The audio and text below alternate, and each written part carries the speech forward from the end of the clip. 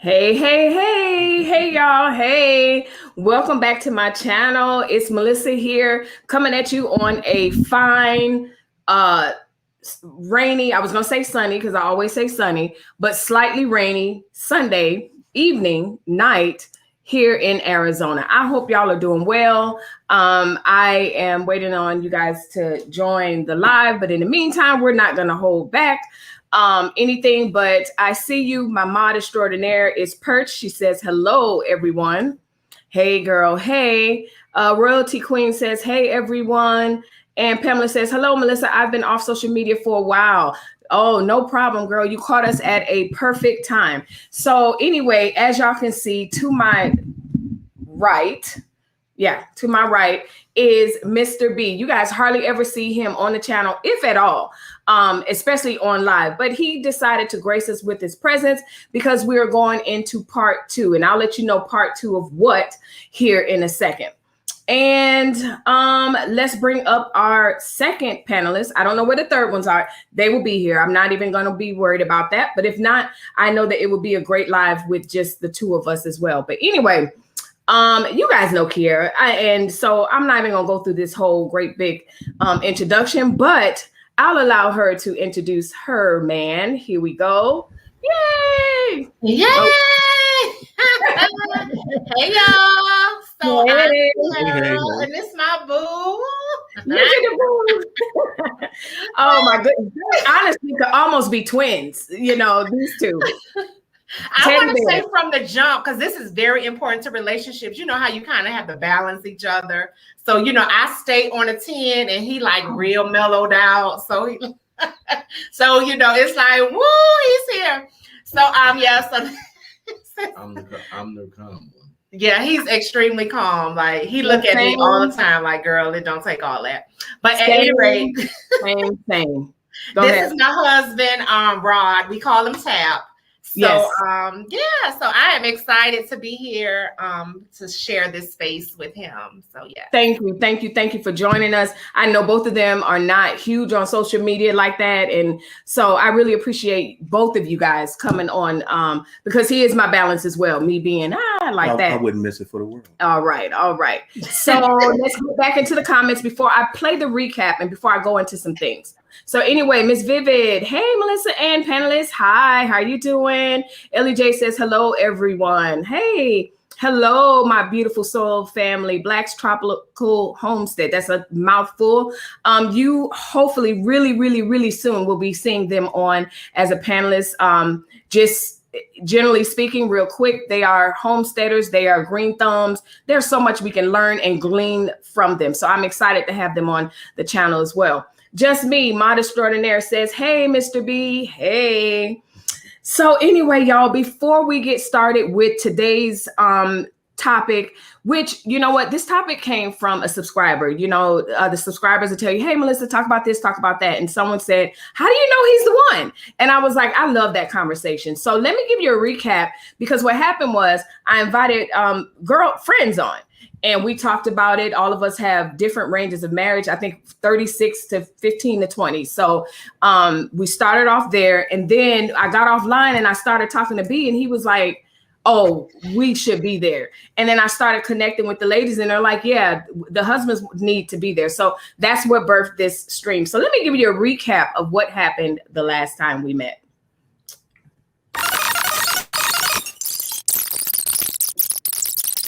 So the topic, how do you know that he, and I added she, how do you know that he's the one? If someone else is the one, we got to know where we're at. Purely platonic. Well, I met Raul through my cousin Trevor. I met my husband in college. Definitely marriage was not on my radar. He, on the other hand, on that Sunday that he saw me, he knew then that I was going to be his wife. When I was doing a thumbnail or whatever, and I was like, hey, how do you think I was the one? You just know, the man's person. Yeah, he does.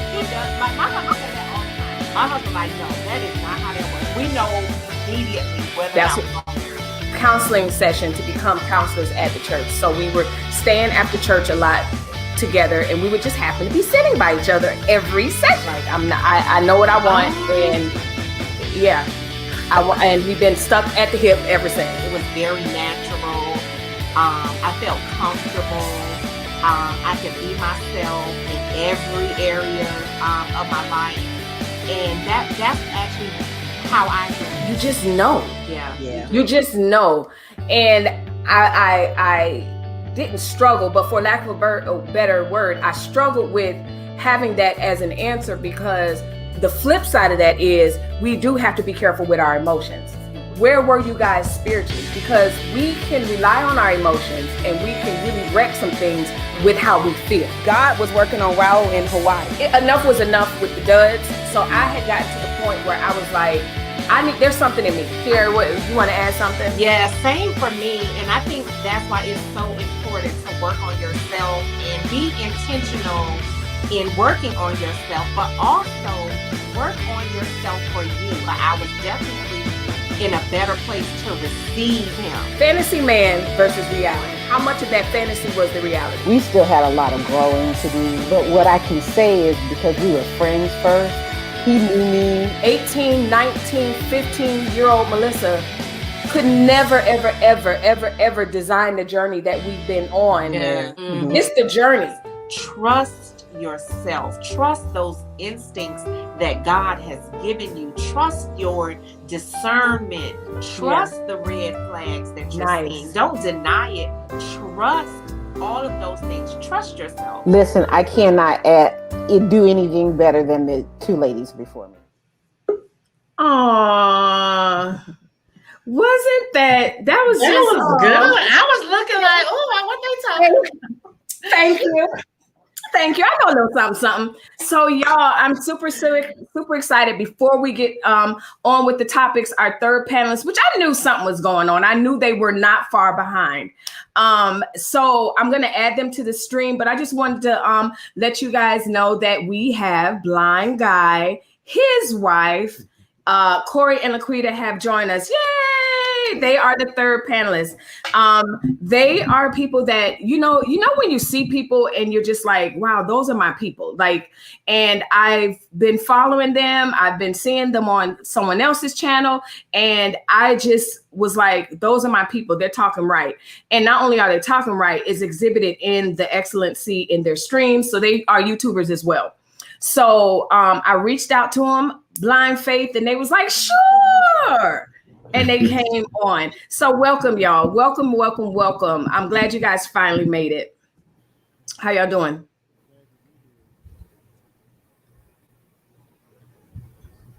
Nope, no sound. Let me see. Nope. Can't hear you. Okay. I wonder why we can't hear. I'm unmute, mute. Wait, something happened and I was able to hear it a little bit.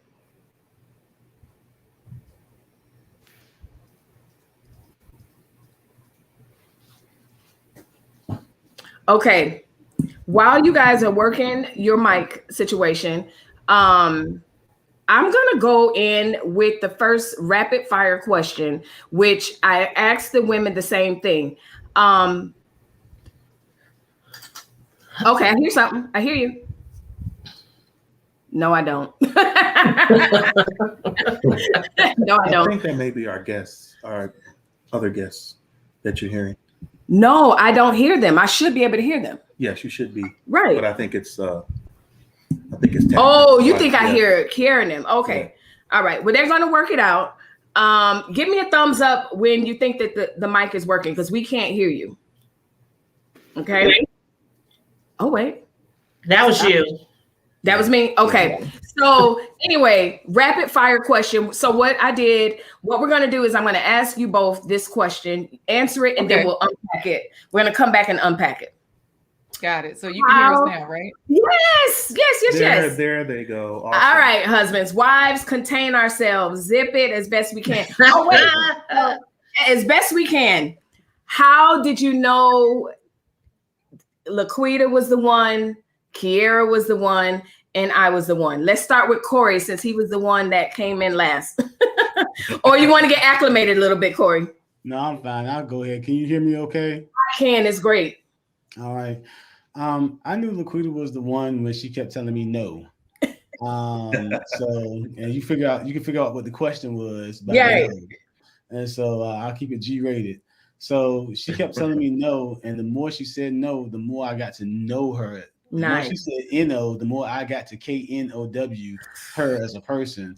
And we had more and more conversations, and her sense of humor came out, her intelligence came out, and just her being an overall good person came out. So I got to wait, I can't say anything because he's saying came out like it was in a bag or something. No. You know what? It wasn't that. It came out to me because all of a sudden, because I wasn't so like, hey, and because you kept saying no, then it's like, okay, well, what else is it to this woman that I'm noticing besides, as the old players would say, hips, lips, and fingertips? Right. And so I got past that point, and then I got to see, oh yeah, she's a great person, great sense of humor, great personality, wonderful person. And that's when I started to realize that she was the one. And I really knew she was the one when, of course, I had that pivotal moment in life when I lost my sight at the age of 19.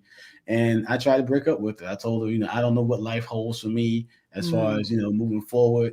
And then she said she wasn't going anywhere. She said, I'm here, ride or die, because, I love you. And this is just a situation. So that's when I knew that I really knew she was the one then. So yeah, nice. That's my short answer. My short nice. Right. So y'all, their channel is linked down below. This is Laquita and Corey of Blind Guy, His Wife, and Their Life. And so now also Kiera and Tap's information is also linked below from Healing Footprints. Now that's not why we're here today, but I just want you to know that they do have a foundation that they run, and I'll link the video from when I interviewed her with that. But anyway, Tap, how did you know my girl was the one? It was just a feeling. I saw her at a party, and I just thought she was just the most beautiful girl in the room. Oh. And I said, I told my buddy, I said, you know what? That was my future wife right there. Wow. Oh, you joking? I said, no, I'm for real. I just got, it's a feeling. It's a feeling that I have. And so, because I normally wouldn't pursue anybody. Wow. I would always let them come pursue me. But that night I pursued her. Nice. And got her information, and I didn't call right away. I waited. I waited to call her. And when I called her, I was like, yeah, she the one. Yeah. So, yeah. So that was our initial meeting, but what if, because we initially met? Oh, see, you got to interfere. I'm gonna yield the floor at some point, and we'll be able to say something. But there's a struggle. All right. I am guilty. I really am guilty for telling his story for him, and so I want to really, really just exercise, zipping it. So he's probably really shocked right now. But but that's what she wanted. That's what she wanted to do. She wanted to tell the entire story. But that's just my version. See, her version is not my version. Right. But we got fellas, don't we often have our wives, right, tell our story for us, right? They happen to know more about our experience. Don't do that. Than we know about our own experience, right? But we do, though. We do. I agree. We do. The flag on the play. Interference from the women. Interference from the women. You know what? I was gonna mention the live, but now I'm not even gonna mention the last live. Nope, not happening. Corey was throwing flag out. I see. Blind guy gonna throw the flag out. Right. I love it. But my story is drafted in, who I am, right? I am a very particular person. I'm very, very meticulous, very square in a lot of ways.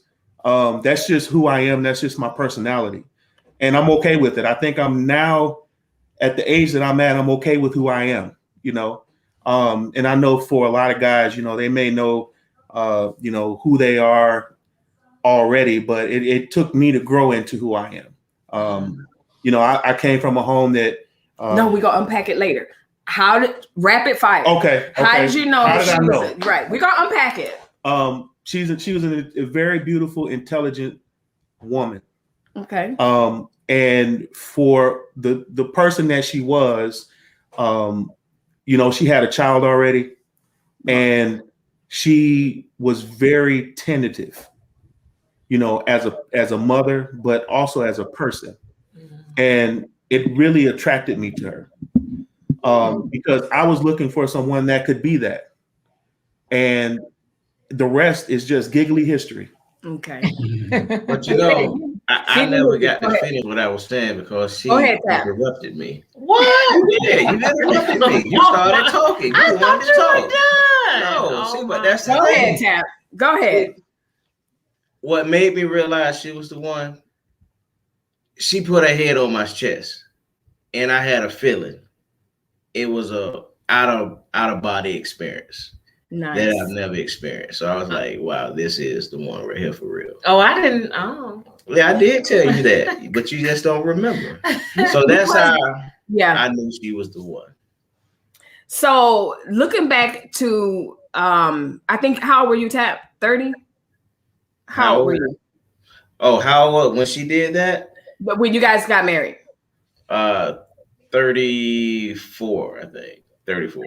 And how old were you, Corey? Oh man, you asked me to do some math. When you got married? Yeah, I know that. That was 21 years ago. 24. 24. Thank you. That's why. That's why. So 24-year-old Corey, 21-year-old Vanille, 34-year-old Tap. How did you know? Where were you mentally that allowed you to say, okay, I'm ready? Because my platform and the person that posed this question, this is a single woman, and they're looking. The women, the horror stories that I hear about dating and marriage and everything, it's just a circus. It feels like it. And so I really wanted to add you guys on the panel, sort of like big brother, uncle advice to these women, like, you know, what can you tell them? Like, listen, if he's ready, this. Well, you know how a woman treats herself, how she handles herself, how she go about her daily life. Is this the type of woman that I can see myself married to? Is this the type of woman I can see myself having kids with? Because you just we all have experiences in life, and from those experiences, you somewhat know the type of female or type of male that you want, or the type of male or female that you attract. Right. So if you attract something that's just totally different, you know that that's the one for you. Nice. Corey. Okay. To me, I think I knew, and I think a lot of guys would agree, when you find yourself going out with the boys and they trying to push you to go holler at a young lady, or they're trying to push a young lady to come holler at you, and then the whole time you're sitting there talking to this person, you're like, nah, Quita don't do that, or nah, Quita don't talk. Quita has a better comment. You're comparing the person that you're sitting there in front of to the person that's not there at the time, and you're thinking more about what that person has as opposed to the qualities of the person sitting in front of you. That's when you realize, you know, that's on don't want to be a player no more. And so Corey crazy, I'm telling y'all. He gonna keep us laughing. I'm telling you, he's so funny. That's really when you start to, I think, as a man, when you start when every woman not pales in comparison, but fails in comparison. Wow. The woman that you are attached to, whether you can call your girlfriend, your woman, your chick, you know, however people want to say it. When all other women start to fail in comparison to that person, that's when you ready. You know that you're that's the one. You're ready. You're ready to do something, settle it down, and you know, and be with that person. Okay. Well, I have to say that because I wanted to. Okay. You know, I knew that that's what I wanted. I wanted to be married. I wanted to have a family. I wanted to have someone to grow old with and, you know, take out to nice restaurants and dinners and spoil. You know, I knew that that's what I wanted. And because of that, this is where I'm at. Spoiled. No, just kidding. I thought this was an interesting conversation, a question that I asked the wives. And I really want to see what your takes are as the husbands, as the men in this situation, because women are very emotional, generally speaking. Women are very Prince Charming. He's going to be this thing, this person, he's going to be perfect nearby. And it led me to the question about fantasy. I think men, let me know if you fantasize about what your marriage would look like, but then talk about fantasy versus reality, because this question is going to go to another question. But yeah, what was the fantasy or your idea of marriage, and then what's the reality? Tap. Who's ready? Anybody? I can't say that I look at. I'm a person who always fantasizes, because I look at reality. Okay. And I look at men and women when they engage into a relationship. They both want the same thing. They want the end result. But when you go about it doing it differently, you can't think negative or think bad about how the other person go about doing things. So we all have different ways and different views, but we have to bring that together. Right. Two becoming one. To become one. Yeah. Corey? Oh no. Sound. Go ahead, Corey. Can you hear me now? I had accidentally hit the button. Sorry. You always say my name with a hint of suspicion. Corey. It's the teacher in me, Corey. I cannot help it. I can't help it. She's like, I don't know what's coming. Right. I think for me, I mean, I'll be lying. So Corey, I'm just gonna rephrase the question. I like the flag. You gonna make it a flag. I'm getting one. Don't worry, I'm getting the flag. You're getting the flag. I like that. I'm getting a flag. I like that too, Corey. So when I have y'all back, Tap, you all like this in the live. Okay. I'm gonna have a flag and a whistle. Oh. Corey. Did you take your whistle? I took my whistle. I had the whistle earlier, but I took it off. Yeah, I still got mine. But I give the question. I think I'd be lying because I'm 46, going on 46 years old. So I guess for lack of better terms, I grew up with the idea of the Cosby Show marriage. That's okay. And I kind of had that at home. Of course, my parents weren't lawyers and doctors, but I had that nuclear family at home. Wow. I had that. My dad was super patient, super loving, super attentive to me. Wow. My mom was more or less a disciplinarian. Now, but I was scared of my daddy. But my mom was more strict, and my dad, he was more, affirming and loving and patient, and he would teach me more so than discipline me. Wow. And so I kind of had that and it gave me the warm and fuzzies of the Cosby Show, and I kind of had that as an idea, as this is what I want my marriage to be like. In reality, I think we got that. I think we both co-parent very well. We both, of course, I'm not a doctor. She's not a lawyer, but I am a nurse. Oh, I can't say nothing. Okay, but that's it's hard. Yeah. Silent nurse, girl. But yeah. So I'm not a doctor. She's a nurse, not a lawyer. But at the same time, we do have that balance of where we can balance each other out in different situations, like a Claire and a Cliff. Mm-hmm. So I think in reality, we do have that, because where she's the one that's like, charge. I'm like, whoa, Nelly, come back. And then when I'm like, whoa, Nelly, come back, she's like, go. And then so we balance each other out. So that's the reality. And so I think I got a little bit of both worlds, fantasy and reality. Nice. You want to answer that? As far as what you think, go ahead. Oh, you didn't brought me here. No, because my mind is. Go ahead, babe. I was gonna say that I was a little messed up in with my interpretation of what it's supposed to be like, because I didn't really have a good example. We had a lot of brokenness in our family, and so in my mind, everything in my mind was I don't want to be like that. Right? I want to have a loving relationship. I want to have a loving, but you don't really have anything to base it off of. So then I was just winging it. No, seriously, I was. Listen, I got behind the controls of an airplane and tried to fly that joker. And the reality is that I crashed a lot. Okay, until I got to the point to where I'm at right now. So, yeah, I didn't have the nuclear family. I didn't have, I just know I was just winging it, basically. Yeah.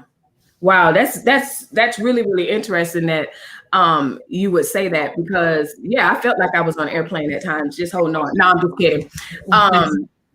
But wow. So let's speak to also the fantasy, because I really wanted to ask this question, especially for the single women. There's so many women that are feeling pressure to get the BBLs, the lifting here, the this thing there. And a lot of us, we've been married, all of us have been married for a very long time, in the sense of pre-social media dating, pre-Instagram, pre-all of this stuff. And what would you say to your little sister who feels pressure to not only do these things, but also to compete with, and this is where the fantasy comes in. Why didn't you, and this is the question for the brothers, why didn't you wife that hoe for an example? Oh, can I go first? I go first? Yes. Those hoes not loyal. I did. None of them. I did. But go ahead, you Corey. did? Oh, but not in the sense. Not in the sense of that she was that. I mean, she was for me, but what I'm saying is, like you said, Laquita was always beautiful. Like I said, and she had, like I said, when we met, and to me, she still does, banging figure. And like I said, I was walking down the hallways, minding my business, being a super jock, a football player. I wasn't really studying a lot of these chicks. But man, I saw them days go by in a pair and that little skirt. I said, woo! And so Laquita has, so that HO body, she had it, and she still does, and right. I love it. I like it, but I didn't get the HO mentality. Right. She didn't have an HO mentality. So I would say this, of course, beauty's in the eye of the beholder. And just so y'all know, our children are in the next room. That's why he's spelling stuff, but they can read. Right. They know what HO spell. H, yeah. It stands for high occupancy. Okay. It's a shortcut for Christmas. Right. Yeah.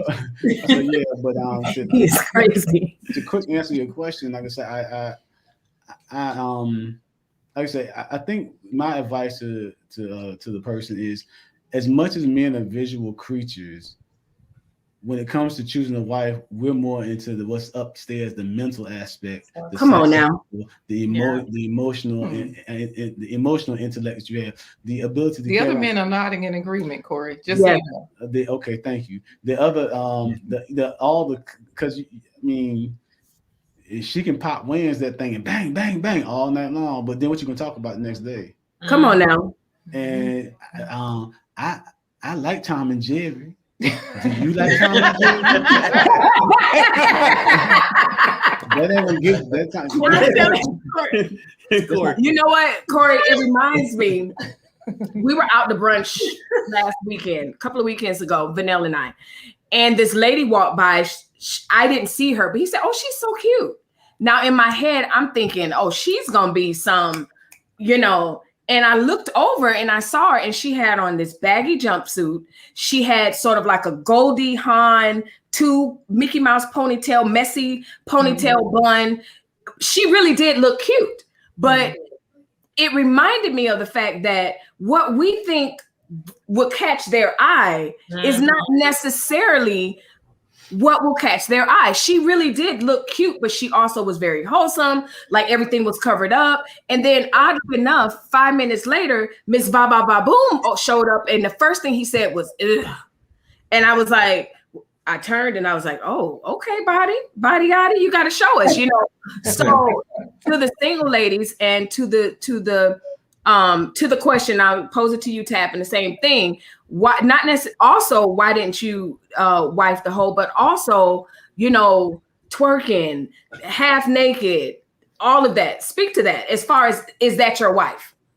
I don't like women like that because they want too much attention, and they want the attention that I just don't like.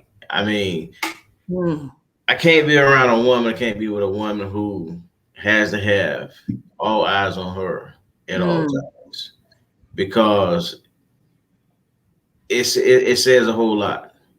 Because if I don't give you the attention that you want one day, you're gonna go out and get the attention from somebody else the next day. And I'm just not.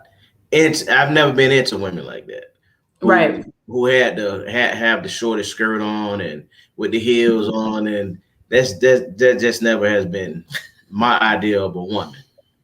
Right. I like a woman who is classy, who is going to respect herself first and foremost. Because if you don't have to dress a certain way to catch a guy's attention. Nope. That was the point of my story. Yeah. Because Goldie Hawn stopped him in his tracks. Oh, she cute. Really? He responds the same way. He responds the same way to women like you, the women that you would expect. Go. But he's the same way, because I'm surprised sometimes too. Even when he compliments me, it's like, oh, I'm thinking I have to be half naked, but no, that's not what they find sexy. No, and I think this was a great question actually to ask them, because I think we don't often hear men give that the honesty of how they feel. I need a flag thrown. Because I want to speak for the single women. I want to say from a man's point of view. Tap be finished, but then he be trying to come back into play. But I'm telling girl all the time. As soon as I saw it, he like, but that's my personality. What the funk said, flag on the play, flag on the play. Go ahead, Tap. My personality. I'm just thinking that she's going to come in and make a quick comment, but she wants to come in and get a dissertation. You know what? Yeah. When I'm talking. Okay. But to sum up what I'm saying is, if a woman has to dress provocative, you don't need to carry yourself in that manner if you're looking for a man, because you're gonna get exactly what you're searching for. You're gonna get a man just for that moment, instead of being respectful and carrying yourself in a respectful manner, where someone can say, you know what, I like her. I like her personality. I can have a conversation with her. I can walk through the mall with her. Without, I had a friend one time. He went out with this chick, and she had the skimpiest skirt on. And at the end of the day, he felt uncomfortable, and he couldn't deal with it anymore because that's the way she carried herself. She carried herself at the end of the day in a negative manner. Right. So go ahead, now. Are we allowed to ask questions to? Come on, because I'm like, it's halftime show. Let Beef answer, and then y'all can ask. Go ahead, Beef. So, what I was gonna say was that for me, number one, I don't like ghetto women. Period. Can I say that? Okay. I mean, I don't like ghetto women. So you don't like Byron? No, absolutely not. Period. And it don't come for me, but that's just me. It's okay. Okay. Now I'm gonna say this. You get what you get because of how you present yourself. Yeah. If you want Gangster Rick out there, then by all means go get Gangster Rick, but also understand what comes with Gangster Rick. Right? Because every Gangster Rick ain't trying to be your husband. Okay. He about to be about being Gangster Rick. Which comes with all the stuff. Y'all understand what the stuff is. Other women and all that other stuff, right? Right. Most women don't want a man who's going to go out looking for another woman, period. No. Period. All right, let's look at the comments real quick. Corey, if you don't put that dusty flag down, the women are talking. Exactly. Over the top. Okay, when we have this panel again, we are gonna be armed with flags. No gangster Ricks, please. What the Funk says, we missed you. Oh, we'll talk about that. Hey there, Unique. I'm trying to stay on topic because Corey, if you don't put that flag down, one more. I will make sure to watch after this. What the Funk says. Did you have a live as well? Yes, they did. Just waking up, cancel him. Gangster Rick. Yes, Gangster Rick. So, guys, it's one thing for we as women to talk about the fast life and talk about what that looks like. And we talk about women having that bad boy complex. Mm-hmm. And I know for a fact I had it. Just really quick, raise your hand if you had a moment of bad boy complex. I did. I know I did. I can't remember. Yeah, it sounds bad. Remember. Because it was so long ago. Wait, I can't see the hands. The hands was like, I mean, and so wanting that excitement and all this other stuff, but that's our perspective. Men, you guys have asked us to marry you. We marry you. Not polygamy, Corey, but but we're married. How do you get to that point? What did you guys have to do to mentally fight against or denounce or whatever that bad boy image? Was that something where you had to fight through while you were dating and finding the one? Is this for the women or the guys? This is the guys, because we already know about the bad boy complex, but we don't know if you guys go through a process and you're maturing into marriage or being ready for marriage, if you realize that, or you don't want to be a player no more. You don't want to be a player. It's a hectic lifestyle. Yeah. Okay. It's a hectic lifestyle. It's something that, do you want to continue this? When you're living that life, sometimes, some nights, you're sitting there by yourself and you're like, okay, is this what I want? Or do I want someone to share this space with? Nice. Because, I've been there before and like a lot of men. So do you want to have somebody warm laying next to you for the night, or do you want to have someone laying warm next to you for the rest of your life? Nice. So that's what all boils down to. Excuse us. Don't go nowhere. Flag on the plate, Corey. Hurry. There it is. I take that flag back. I can't be a spoiler kid and block the man. Right. We can't do that. What the Funk says to women, understand that so many Black men die or get locked up due to trying to seduce and intrigue due to y'all loving this image. We don't love it. Immature women, absolutely. He's square, he's boring, he's that. Listen, give me my square. Many boys learn we have to act this way in order to keep a young lady. Exactly. That's my point. Yeah. Yeah. Next question. Let me see. Let's talk about the process, the maturing together. And what does that look like? And what is it that you saw in Kiera, in Laquita, in Melissa to say, you know what, this woman is going to have my back. This woman has had my back. Like Corey said, you want this person that you talking about twinkle, twinkle, little star, no substance, speaking to my subscribers, speaking to the women in the chat now, they're single and they are like frustrated. Speaking to the men, they're frustrated. What is the solution as far as the red flags? Just really dating intentionally for marriage, successful. Expectations, unrealistic expectations. That's the biggest thing to me, unrealistic expectations. And that's just what I was saying earlier. When you want to get into a relationship with someone and you want to make this last and you want to go forth with it in marriage, you can't expect for someone to think the way that you think. And a lot of times men and women think that their spouse is supposed to think the same way that they do. And when they don't, some people instantly become angry. Some people become judgmental. You can't become judgmental because that person is a person also. And that's right. You don't think the same way all the time. I mean, you have things in common that you grow into. Because if you just jump out there right away, or I'm gonna agree with you just to agree with you, you're not being real about yourself, and that's not reality. No. That's a diamond comment. That's a diamond comment tap. You hit the nail on the head 100%. You listen, you can't expect going into a relationship to forget that you are who you are and she is who she is. And you have to learn to appreciate what people bring to the relationship. Right? For example, my wife is very, very, very smart in certain areas. And I have to recognize that, right? Sometimes I like to pretend. Wait, she's laughing. We want to know why she's laughing when you say it. Because you got to understand the way I think. I'm not sarcastic. I guess you can say sarcastic. Like I'm always thinking of a joke. So I'm thinking some areas, but then not in others. Dumb as a bat in others. But no, but that's not what you mean. That's not what I mean. know. That's what I'm saying. Just don't.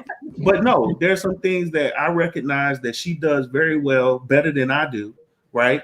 And then there's some things that she recognizes that I do that's better than she does, right? I'm not intimidated anymore. I used to be. There was a time when I was very intimidated, and it was almost competition-like in this house. We're two alpha people living together, and so you can imagine, I don't want to feel less than an alpha, right? So I am always competing with her, and I had to learn that's you. Why are you competing against your better half, your partner? Yeah. You supposed to be working together to come make this life the way, what you want it to be. You have to recognize her strengths. And then when I started to learn that and understand that, that's when things changed. I no longer felt intimidated anymore. Can any of you men speak to that? I agree. How about you, Corey? You kind of quiet, man. I was gonna let Chap talk because, like I said, I didn't want to do a Kiara move on him, and he what?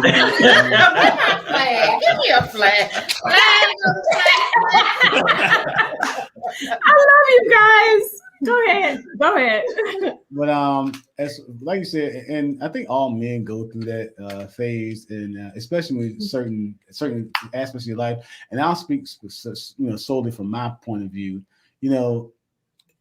That whole having alpha tendencies and having alpha ideologies and alpha desires, things of that nature as a man. That's one thing. But then, just speaking personally, being one that's like, but dang, I gotta ask her to carry me somewhere, or I gotta ask her, does this shirt match this pants, or I gotta ask her, because you can't see. Because I can't see those type of things. Because you said carry me somewhere, and it's like, wait, I ain't that strong. It sounded like, say for somebody just coming in. I'm from the East Coast. We're from the East Coast, so we understand when something get carried somewhere. Right. We understand. But go ahead. Dang. Well, gosh darn it, doohickey heck, she has to provide transportation for me somewhere. I can't stand him. But then those would cause me to get into this competitive positions. And even now, like I say, it's like, it grates me sometimes that I get things to a certain point, and then I got to ask her to help. And it's not so much that I don't like her. It's more my own personal feelings of inadequacy at that point, that moment. But whether she's nice about it or not, she does remind me, like, hey, look, I'm here for the team. I'll just ask to say what you need. And you're not gonna always get the best response, but at the end of the day, I'm here for it, and I'm gonna help. What you laughing at? Good. Nice. You're not gonna always get the best response. I didn't know if you were gonna start giving examples. Yeah, just like the other night when I see it now. I want to play a rapid fire question game. You got not long to answer it, but it's very important. It's questions that come up. Some of the questions are shout out to My Vivid Life. This just came. I'm shooting from the hip here. It's coming from her video last night, and also you guys' video today that you guys just did. So again, we are here with 3 awesome, amazing couples. We just met globally together, whatever. We just met. So I love the fact that we just met as far as a group is concerned. But it's an organic, mature conversation that is needed. And it just goes to show when you put maturity together that's ready to have a conversation and ready to listen, great things can happen. So if you're single, you're contemplating divorce and everything, just hang in there, hang in there. The Blind Guy and His Wife, they have their series on Sundays. Help My Marriage Needs Help. Yep. My marriage needs help. You got Help My Marriage Needs Help. And it was great. So rapid fire. Twerking, yes or no? Yeah, and what was no. I'm right now. I'm speaking to single women who are preparing themselves for marriage. And is this okay? So we already talked about twerking. Should the guy have a? I was also thinking like, yeah, I can twerk real good, but no, you meant like I can yeah, I can get down. I could get down, but you looking at your future spouse and the mother of your children, and she got on bathing suit doing bottle serving. Is that a thing? So so let me say this, and brothers in the chat, please correct me if I'm wrong.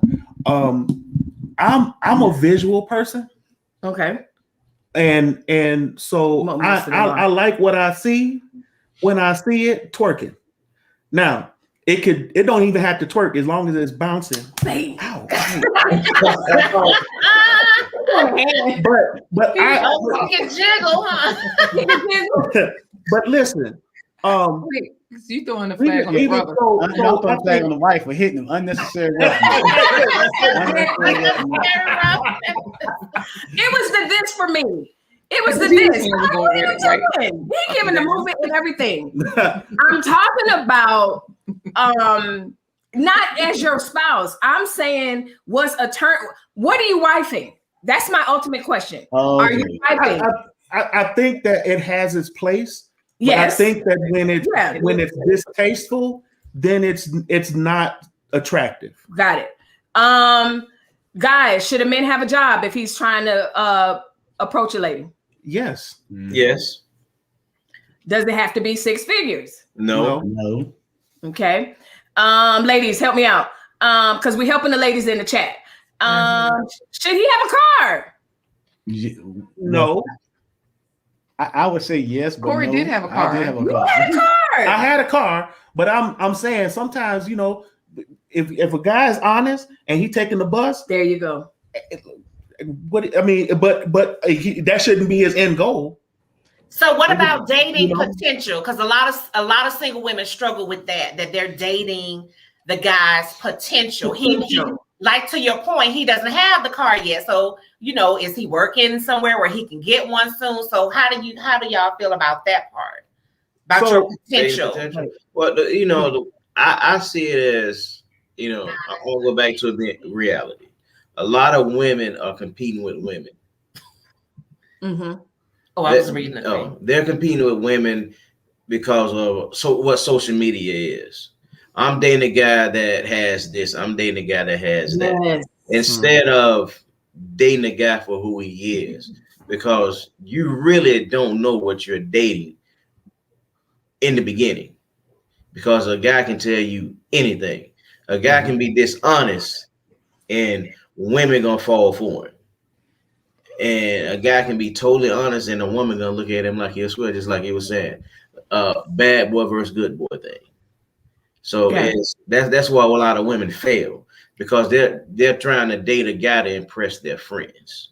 Well, I think men and women date on dating potential. I mean, because we're dating this woman to potentially be a good wife, saying she's going to potentially be a good mother. So she's going to potentially be a helpmate. She's going to potentially be, you know, it's just, we're all dating on potential.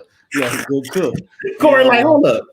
Man, we all in the potential game right now. If you just, I mean, Forrest Gump said it best. Women are like a box of chocolates. You never know what you're gonna get. Same thing with men. Like I said, so like I said, everybody's dating on potential. Now, women tend to date on the potential of the man's ability to provide and protect. That's my next question. Men date on the potential of her being a good mother, being able to have and to raise children. And put it this way, everybody can lie and put on the front, and do what they're gonna do, because you don't know what type of person you're gonna be until you in the heat of the relationship. Right. Then you start finding out, like, okay, well, you know what? She ain't the best cook in the world, but can I deal with that? Oh, you know what? He doesn't earn 6 figures, but is that something we can work around? Oh, she's not, she's not able to have children. We found she's not able to have children, and can I live with that? Oh, he's not able to. He run faster than me from a fight, but can I deal with that? Don't marry him, girl. No, because like my dad said, sometimes a good run is better than a bad stand any day. So as long as he's running and pulling you with him, that's a good thing. Yeah. So you better keep up, huh? Yeah, so we all dating on potential. That's all it is. Dating on potential. This was supposed to be rapid fire, Corey. That was long. No, that wasn't rapid fire question. It was flag on the play, but it's okay because I shared a little bit of the clip from when the wives were on, and we touched on that. We talked about, how it really is a matter of faith when you get married or when you say, okay, this person is the one. And we shared our story. So catch that video, is linked down below. But don't leave here, but catch it below. Mm-hmm. But I want to stick here for a second because for a mature man, providing, protecting is important. Mm-hmm. And one thing that I said in my video is, as a mode of advice or whatever, like he's my number one cheerleader in everything. Like he sees it before I can ever even achieve it, so to speak. But it wasn't, and I gave this example and you guys can speak to this. If he's telling you miss job, don't miss your, miss work and just lay up with me. Immature woman would be like, oh, he loved me. Girl, he costing you your coins. Like he should encourage you to go to work. He should encourage you to get good grades. If he's bringing you down, and I think a lot of women ignore those things where he's taking from you. Yeah. So, Vanell, you want to speak to that? And then we'll go Vanell, Tap, and back to Corey. Yeah, I think men should encourage their wives to be better. And I think that if you're not doing that, then what do you want out of a relationship? Right.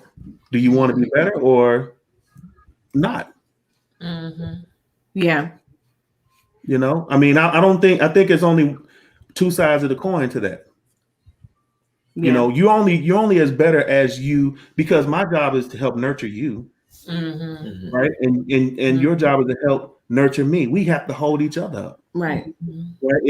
If I'm not encouraging you to be better, I'm not helping my cause. Right. That's right. Mm-hmm. Right. That's I'm not helping this family. Right. Now, it's my responsibility at the end of the day to make sure that this family is functioning and running and all of that. Right. Yeah. But if none of that happens, because I didn't encourage you or because I'm stifling you in any way, mm-hmm.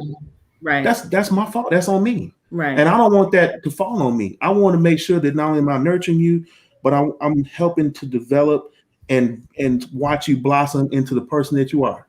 Even now. Yep.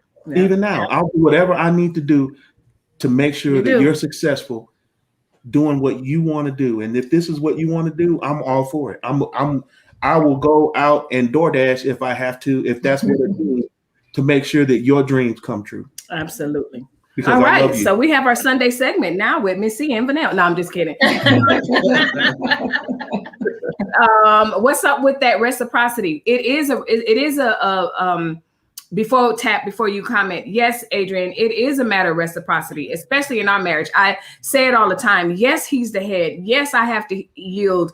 But let's be honest. I think we all can agree. There are times where I'm literally pushing him to go because whether it's physical, mental, emotional, something's happening where he just may not feel it, see it, or whatever. It's just times where but it doesn't go against his leadership, but it's reciprocated. Absolutely.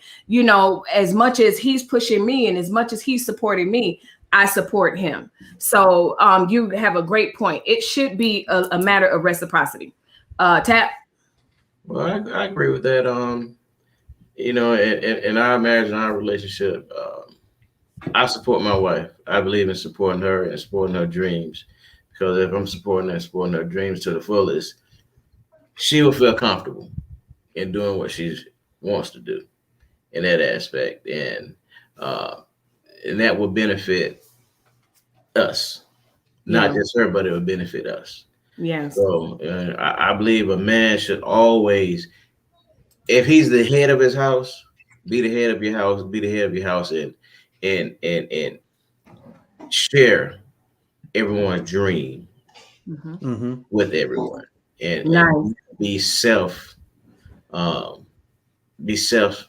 be all about self, because it's all about one. You're all one when you marry.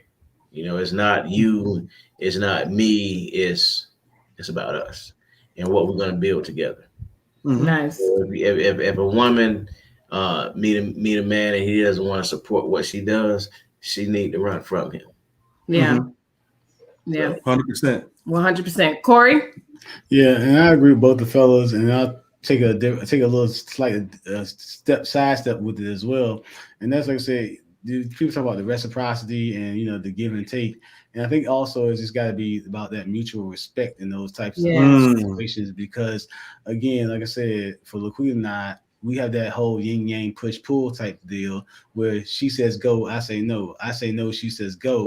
Yeah. And you have to recognize that's not always a bad thing. That's a strength. Right. Because my job is not to let you go over the cliff and then drag us with you. And my job, her job is not to let me, not to let me hold the family back. And then when there's opportunities straight ahead. So I think it takes time. It takes time, wisdom, understanding all those things to appreciate the push pull in that relationship, in that type of relationship, that there are going to be times where, as a husband, I'm going to have to say no. And not just saying no just because, I'm the man and you're going to listen to me. And I'm going to say no because I'm looking at the big picture of how it's going to affect everybody in the house. And there's going to be times as a husband, I'm going to have to listen to her say go, because it's going to affect everybody in the house if we don't. So I think it's that push-pull tension. You need that push-pull tension, because if not, you got two fools just jumping off a cliff. Come on now. Listen. And that's a crash landing waiting to happen. Wait. Can I say something? Corey, you are 100% right, man, because let me tell you something. A lot of young folk, when they get married, they don't understand that. They don't understand that. If they can get that lesson right here, what you just said right now, then their relationships will be a whole lot better. There is going to be times, push-pull, right? You're going to have to say no. You're going to have to pull back. And I have a very hard time telling my wife no. He does something. It really makes me feel bad if I have to tell her no, because I want her to have everything. But sometimes I got to see the big picture. Like you said, man, look, we trying to buy a house, right? So the answer is no. Or man, you want that Mercedes Benz? So we might have to pull back a little bit so that I can get that for you. So the answer is no. Or she may say, no, you're not going to go buy that boat. Because we have things we trying to do, like vacation and all. What's the priorities? And I think that's the thing, was a lot of young folk, when they get married, their priorities are out of alignment. And neither one of them, if you don't have somebody in a relationship that has some sense, and you both, they're like the Bible says, two people falling into a ditch, and they both blind, they can't see. And Corey, you hit it right on the head, man. I think for a lot of folks will understand that. Who you throwing the flag on? Who you throwing the flag on? Because that was offensive. He said two blind people going into a pit. I can't. I'm sorry, Corey. I didn't mean. That's not what I meant, man. No, you're good. Man. I was just joking. He made me miss my next question. So we're gonna go with what the funk says. He says, and ladies, this is a question for us. I knew we would get our moment.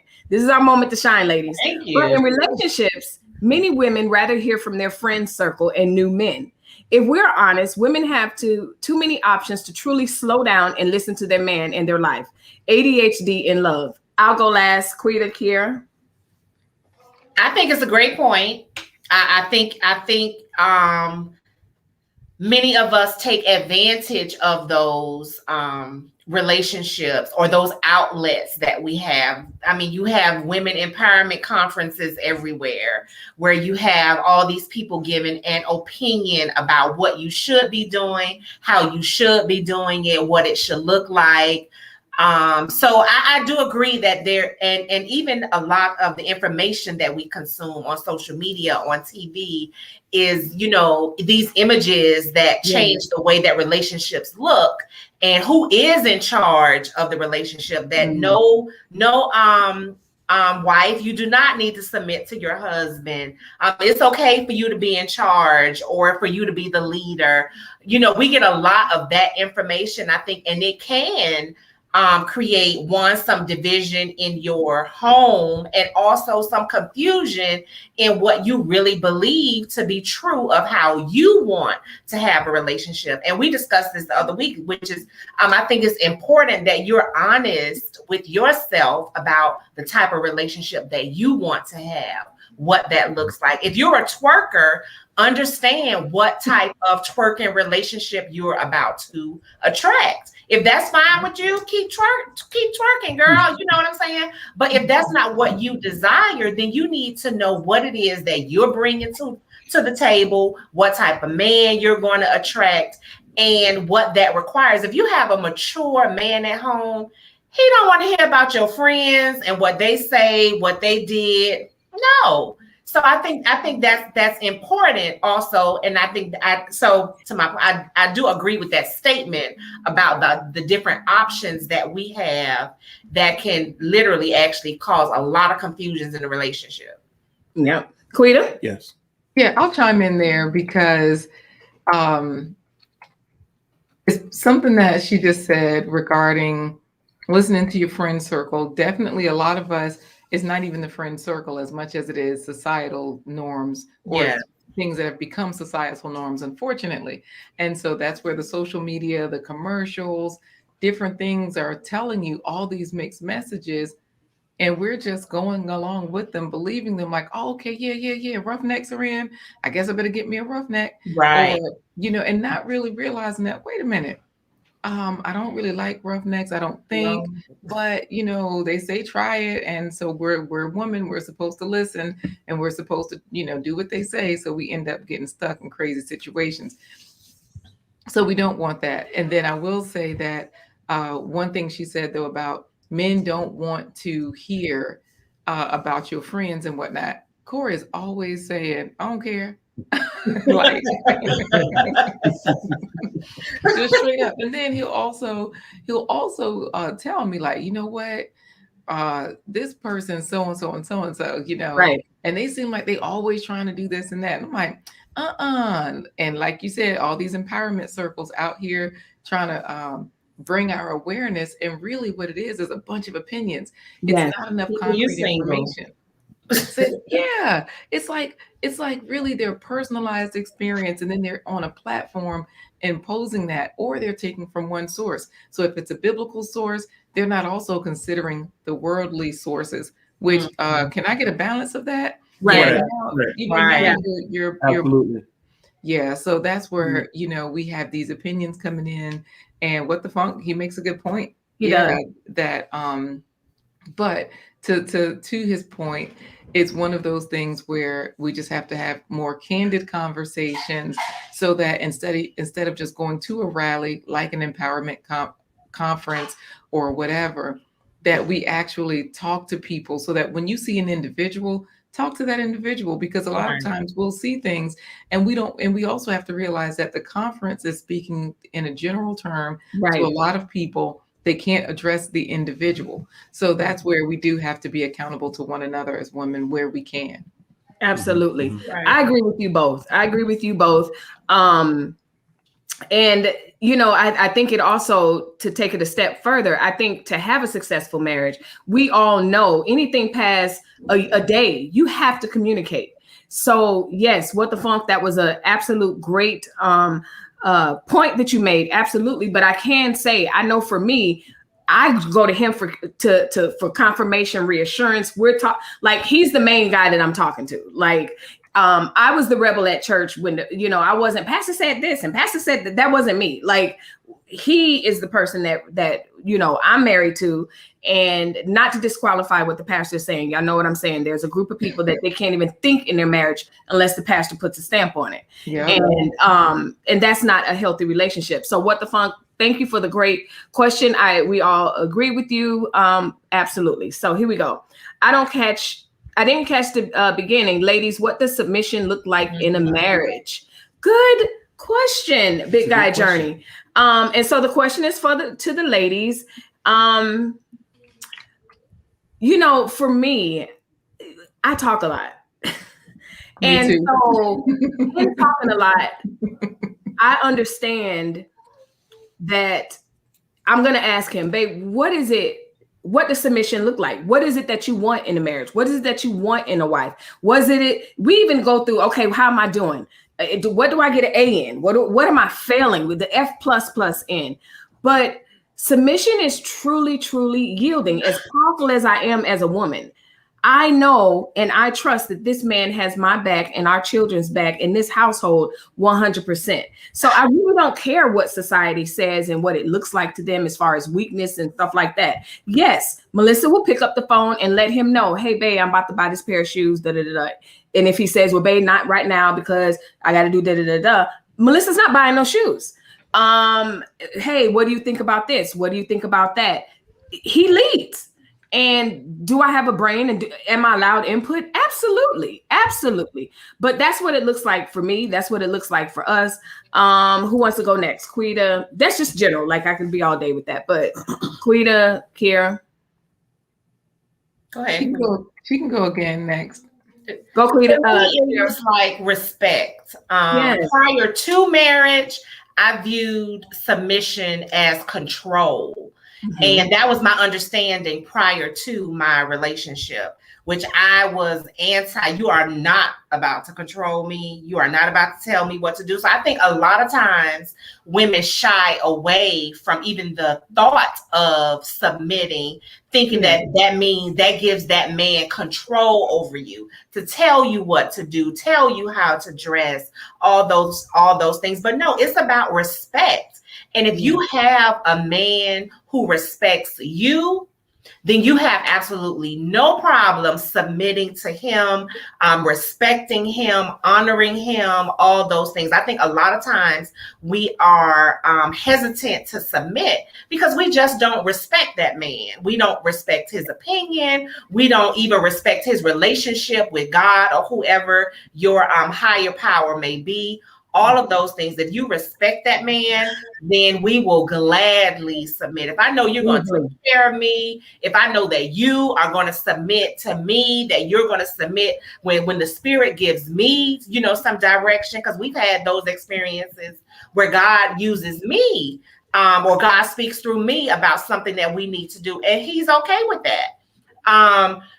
We talked about earlier about that give and take, that, the reality is sometimes he's not in a position to lead. He doesn't feel like it, or he doesn't see it, so I think it's important in the reality of a marriage is understanding that you will constantly be in this dance of a give and take, yes. Baby, you lead this part of the dance, understanding 2-3 weeks from now, I might be tired and I need you to take the lead, and be okay with that. That doesn't make him less than a man. That doesn't mean I run the house. It just means today I need to hold him up. So that's what submission is like in our marriage. Quita, you're not allowed to talk. It's our turn. Yeah, no, I'll keep it pretty brief here because it's I think Black Tropical says it pretty good. Submission looks like be quiet and listen, be his helpmate, use less words. Because a lot of times men, they don't have a lot to say. They know what they want, so they don't use a lot of words to say it. They don't flip-flop a whole lot, so they don't say a whole lot. And so when they say something, okay, let me hear what you're saying. Let me figure out what you want. And and for the women, a lot of times we got to clarify, especially me. I do talk a whole lot. Stop, Corey, I can see you. And so what happens is, we just, as women, we like to make sure that we are, and this is me personally, since he's asking the question, Big Guy Journey is asking the question. I like to make sure that I am as part of submission, helping him to achieve whatever he's going to achieve. So I'm going to give a concrete example here. So let's say if we have, here's a common one. We have an event, right? We have to go to this event. So my thing is, okay, what do we need to get ready? What have you already put into the truck? What needs to come out of the truck? Has paperwork been submitted? What else do I need to do so that the communication is all there? So I'm really big on communication, you know? And whereas Corey be like, yeah, yeah, I got it. I did it. And I'm like, did what? Did you do the paperwork? Did you put the stuff in the truck? So, you know, my thing is like, just give me some complete sentences and reiterate. And the caveman grunt. Yeah. Now I know this question is for the ladies, but can I? No, with a flag. I got flag. But I just thought I wanted to say this. I think to me, ladies, if you think about it, submission is permission. It's permission for your husband to participate in your life. And that's the way I would say define submission for yourself. So give us a concrete example like I just gave with that truck one. Why it's got to be the truck? Like, you know, because that's a common one. And so just, you know, everybody's familiar with it. The ladies were nodding like, yep, I agree, honey. And so, you know, it's one that we're all familiar with. I mean, when I say submission is permission to participate, it's like, okay, okay, what do you think? I'll give another one. What do you think about where we're gonna go? What do you think about this hotel we're gonna stay in for this vacation? Wait, who's asking that question? That's you asking me that question. See, y'all, I told y'all we gotta help. Do y'all do you want to stay in an Airbnb or do you want to stay in a hotel? I prefer to stay. No, but the Airbnb is. I didn't even get to finish. I didn't get. It's tap. You know what I'm talking about, don't you, bro? Yeah. So, how you guess? But it's confusing to them because like, do you want my opinion? Do you want my exactly? Do you want my input, or do you just want me to agree with you? And just you pay the cost to be the boss. There you go. Right, and then it's like when something goes awry. Like you end up in a hotel that looks like a Scooby-Doo mansion with a screen door and a rock driveway in the middle of nowhere with no street lights, no, and Corey triggered. Yeah. So wait a minute. Let me just clarify a couple of things, y'all. We were in an area of our state of Virginia that is so remote. It's up in the mountains, and you have to literally go through the mountain roads to get to it. And so there was only this Scooby-Doo mansion. Yeah, that was the only thing that was there was a Scooby-Doo mansion. So it was either stay at the Scooby-Doo mansion, which was their version of a hotel, or Big Daddy said, let's go 45 minutes past that point and go back to the nice DoubleTree. And then it was like because we were on a tour, just so y'all know. The question was, well, what do you think about us staying here? I don't want to stay here. But I'm the one that's got to drive, and we got to go 45 minutes. I'm like, okay. And I'm always late. Okay. Look, this ain't. See, now we putting our business in the street. I'm gonna make it into a YouTube short. Let's go in the comments. Let's see. Because we got more. Well, Corey, she got to communicate, says Black Tropicals. Thank you. What the Funk says, remember that Eddie Murphy bit on Raw? How women out-talk men until we are submissive due to their words, blah, blah, blah, blah, blah, from women. Men say, okay, like dummies, because we honestly tired of y'all talking. Oh, now that's the truth over here. Huh? Exactly. Yeah. Woo! Yeah. Exactly. You on it, what the funk? Right. Big Guy Journey says, how can women that want to be married show a potential husband she's willing to submit? Very good question. Until she's married. Can I answer? Why are you pointing to the ring?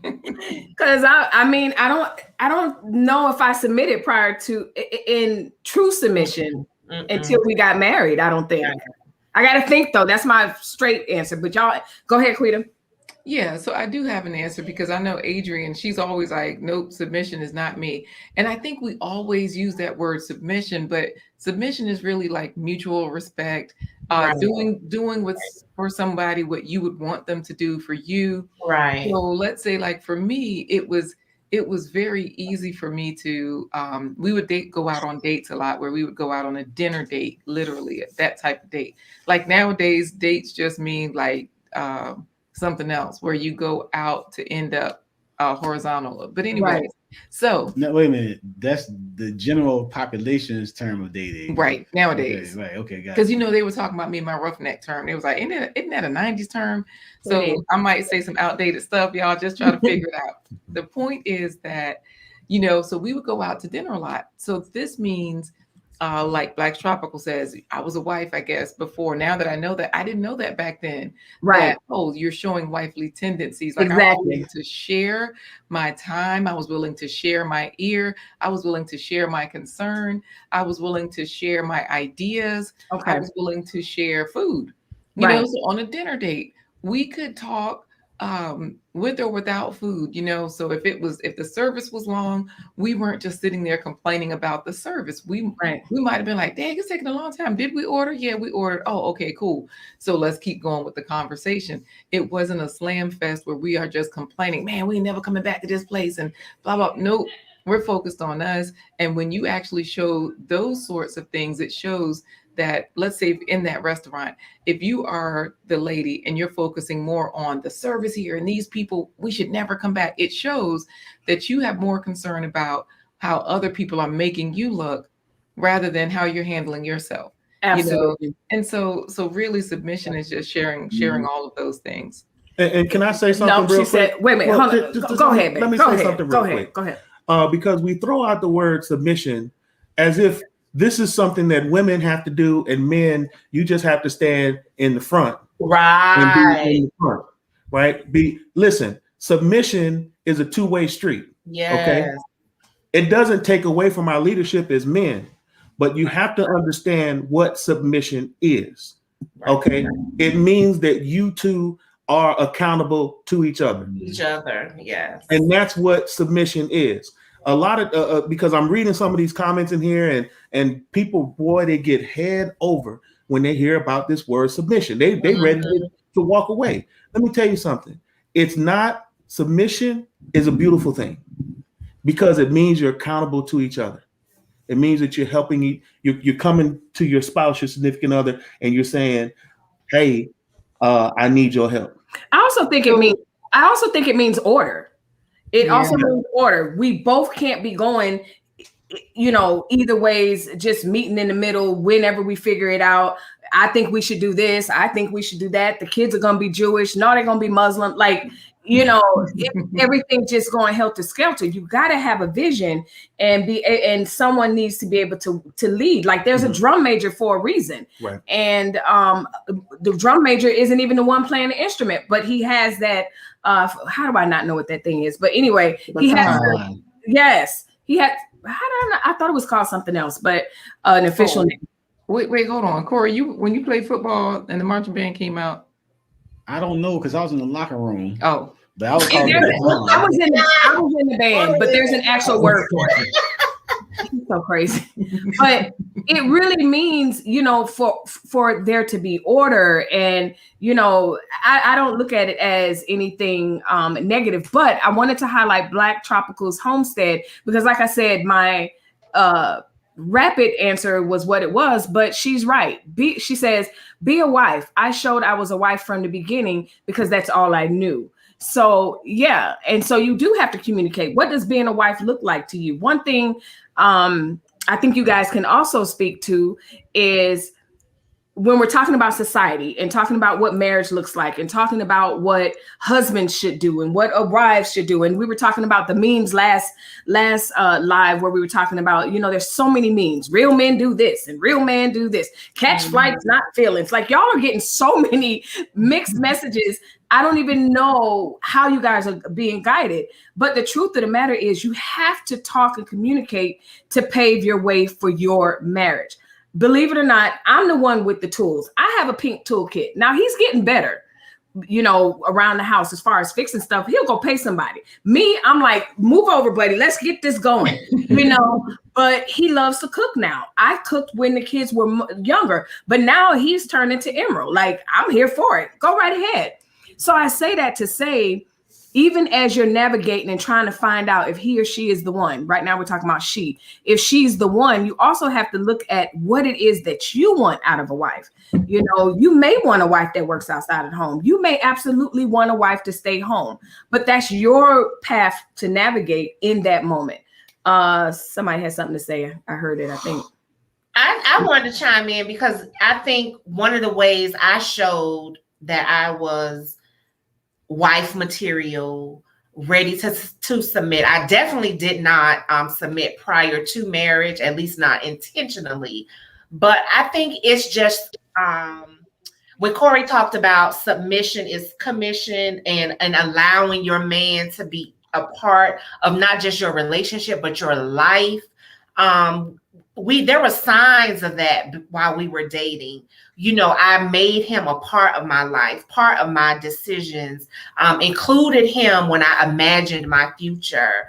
All of those things. I think those are signs when you're dating whether or not this woman will be willing to submit after marriage. You know, does she respect your opinion?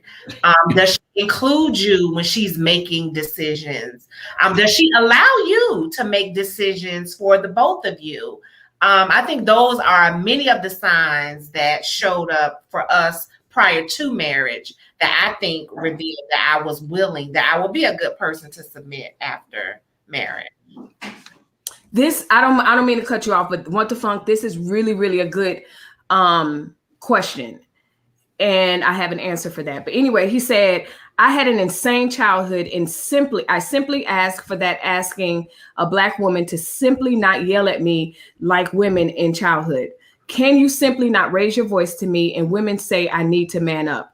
That saddens me. That saddens me. You just haven't found your one, because there are things, and I know you guys can think of things in your marriage and examples, and absolutely please chime in.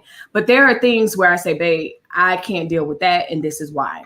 And it doesn't mean that you know, I'm not healed from it or whatever. It's just don't do that. I joke and I laugh. I'm like, oh my God, so stupid. He don't really like that. Like, don't call me stupid. Like, don't do that. Yeah. But to me, I mean, in a very humorous whatever. But he does not like that at all. So, and I don't do that. I just simply don't do that. And but it takes communication. If we didn't sit down and have those conversations, that may end up in tears, that may end up in hugs, may end up in just leave me alone for a second. Let me, come back and we'll talk more about it. The tough situations, you have to be able to be with the one to trust, and become vulnerable to that person. So What the Funk, that's unfortunate. That's really, really unfortunate. But I understand. That's right. I think that comment is the reality of a lot of our men and our relationships, and why it's so important. I love that he even recognizes that he has that issue. Right. And that's important why we as individuals have to do the work for us personally before we even attempt to have these relationships, so that your woman knows it's not okay to talk to me like that. My husband is like that.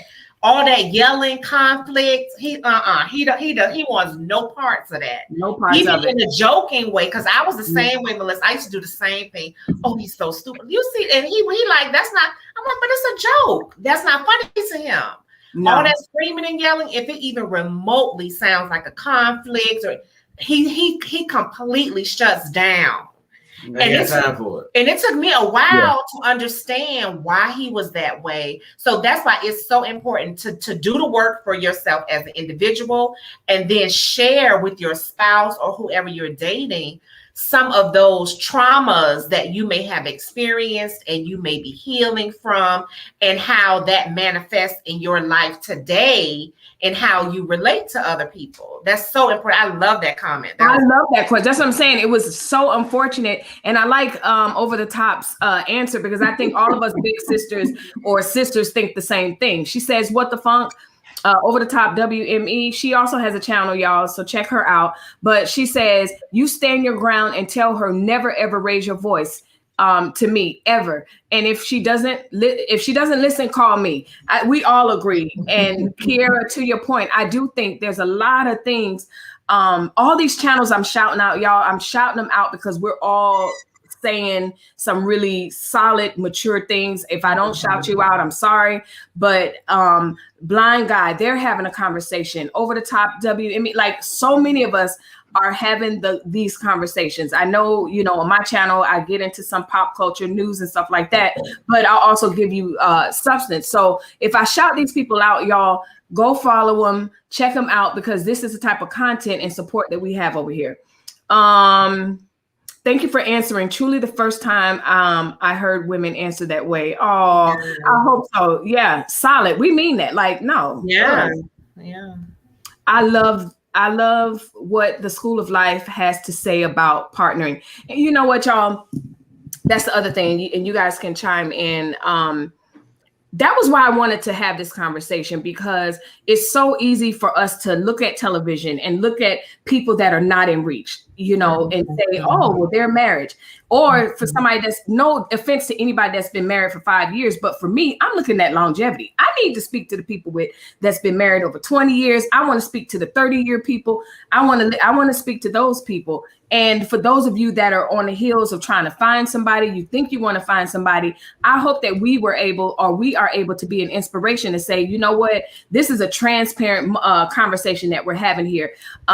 Raise your hand, panelists, if finding the one meant everything was perfect for all those 15, 20 years. Not at all. Not at all. I don't even know how we made it. No, seriously, I don't know how we made it. You unplugged me. Yeah, and that's a whole nother live within itself. Yeah. Finding the one does not mean that it was without conflict or anything like that. So let's see. What the funk? I think that's it. There was a question earlier from My Vivid Life. Trying to find it. Y'all, Kombucha's here. I'm going to drop the link if you want to come on while we are chatting and rounding out the conversation. So I dropped the link. Kombucha says evening, and you said it was from who, Quita? Yeah, it was from My Vivid Life. Earlier, she asked, this is when the men were talking. She asked, what is an example of how the wives support the husband? Okay. What is an example of how the wives support the husbands? We've kind of answered that, but I mean, we can also. That's a good question. That's a good question. I know for me, because, he talked a little bit about his past, about his childhood. And if you guys have to go, I understand, because it's kind of late on the East Coast. We just getting revved up on the West Coast. But how do I support him? Number one, in a practical sense. I was a military wife for over 20 years. He never got a Dear John letter. He never came home to chaos. He never came home to a wife that just completely destroyed his life. And that actually happened. It happened all the time. And he went on several tours. He was probably away more than he was home. And, no guy ever called, nothing like that. So that's one way. He was able to have a successful career, retire without having to worry about this wife who's trying to play wife destroying everything at home. Mm-hmm. That's on that front. Emotionally, the same thing. As much as we talk, make sure that the talks are relevant, and making sure that they are intentional, and making sure that they are timely. If he's just coming home, understand he may not want to talk about XYZ or whatever, but just making sure that we keep the communication open, all of that. But then also understanding, like we started off, he is who he is. He can't be what I think he should be, or who I feel like I want to mold him into be. He is who he is, and he's going to change in any way because he wants to change, or because that's who God is molding him to be. Next person. I don't want to take over. Yeah, I can follow up with that, because some of what you were saying, specifically when you were saying, we can't mold him into what we want him to be, but I will. That's code talk for we failed in that department, so we're just gonna let him go. No.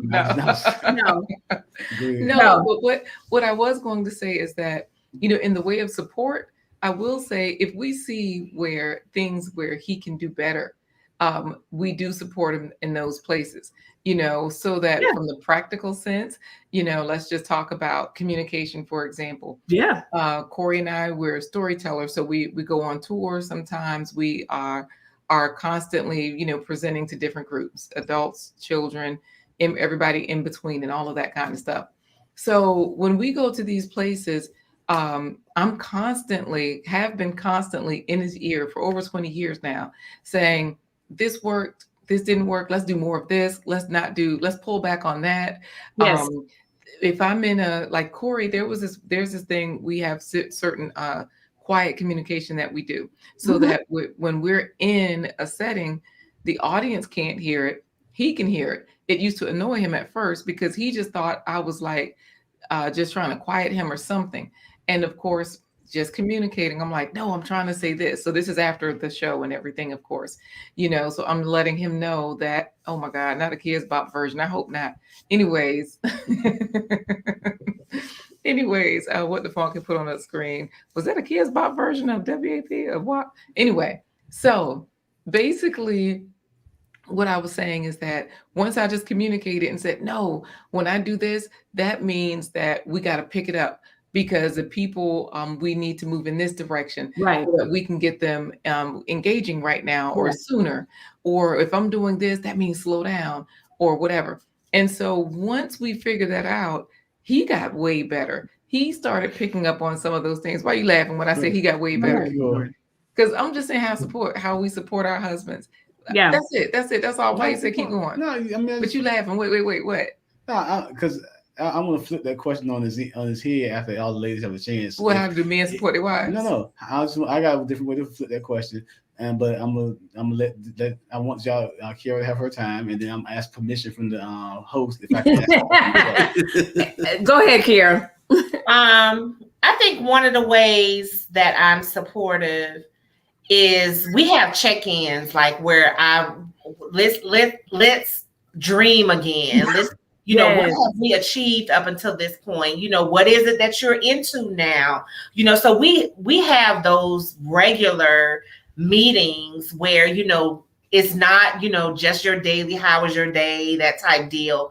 But what is it that you really desire? What can I do differently? How can I be better for you? Yes. What do you look, what would you like our relationship, our family to look like in 10 years? So we have those check-ins, and I think that's how I'm supportive of him. I try not to be too heavy, and when I say heavy, a lot of the emotions and things that I carry, especially in the role that I have in my foundation, I try not to lay that on him, understanding that he has his own cross that he's bearing, things of that nature. Those are the ways that I am supportive of him, trying not to nag him or expect more than he can possibly give on this particular day. Understanding that sometimes he needs silence. He doesn't need to, hear me going 100 miles an hour, all that good stuff. So yeah, that's how I am supportive of him. Okay, so in the spirit, Corey, hold your question. In the spirit of the panel, speaking to single women, single men, and how do I know that he or she is the one? I'm going to turn the question around to the men. How do we, as your wives, support you? Vanell, you go first, and then Tap, and then Corey. I think you support me in a way. Come on, eye contact, but I got to look at them. Oh, okay, I got you. I think you support me in a way that doesn't make me feel inferior, or less than, or not in a leadership position in this house. You support me in a way that helped me to think through things, not just go out and make rash decisions, but actually sit down and think how these decisions that I make affect not only you, but our children and our future. Nice. And so I see how you support me in that. And it really helps me to not only be the man that I am, but grow into a better man. Nice. So I do appreciate that. That's so sweet. Thank you. That's really sweet. I couldn't say it no better. Wow. You got tax speakers? What's that? Who is down here? What he said? That's what I mean, I couldn't say it no better. I mean, what he said, that's just the way I feel. I mean, when you respect what I say, when you listen to what I say, you're not being overbearing and you're not being disrespectful. I know. And you don't know what you're talking about. I mean, I really do appreciate that. I mean, there's nothing more I can say, you know. I know. That's sweet. Oh, I don't know if you guys know, but you guys are in the green room twice. But go ahead and answer the question and then pose your question. First I gotta say is, Kira, how you gonna talk about submission? About you better try.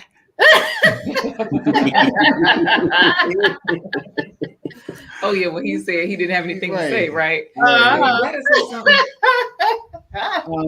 I said, I go back to what I said before. I think LaQuita supports me by pushing me to realize, because I you know, a lot of times, you know, I've had a lot of experiences. Some she knows about, some she doesn't know, but I have a lot of experiences that have caused me to be gun shy, for lack of better words. And I shouldn't have said gun on your channel. I'm sorry. It's okay. I think if you say it was shy, maybe it's okay. Yeah, but it's okay. It caused me to be gun. It's like, am I good at this? Am I able to do this? And it's a lot of, sometimes I get a lot of self-doubt, and it comes from a lot of different sources, which I'm not gonna get into on your live. Right. But she does support me in the fact of that, you know, I'll give a good example. I have written this play, and I wrote it and I read it and I thought it was good. But you know what? Then I said, you know what? I just tossed this is how old I was. I just tossed the disc to the side and was like, you know, I was like, it was a diskette. Floppy disk. Diskette. And so I just kind of tossed it to the side. And then I said, you know what? And so I just popped it down. I said, read this. And she read it. She was like, oh, this is great. This needs to be on stage. I was like, nobody's gonna get this. She said, we don't have to wait for anybody. What we can do is we can do this, we can do that, and we can do it. And we did it. Like get a director. We got a director, got it casted, and we did it. Nice. Did really well with it. And so that gave me, you know, so she supports me in those kind of ways. Just by, like I said, again, that push-pull. When I say no, sometimes she tells me to go.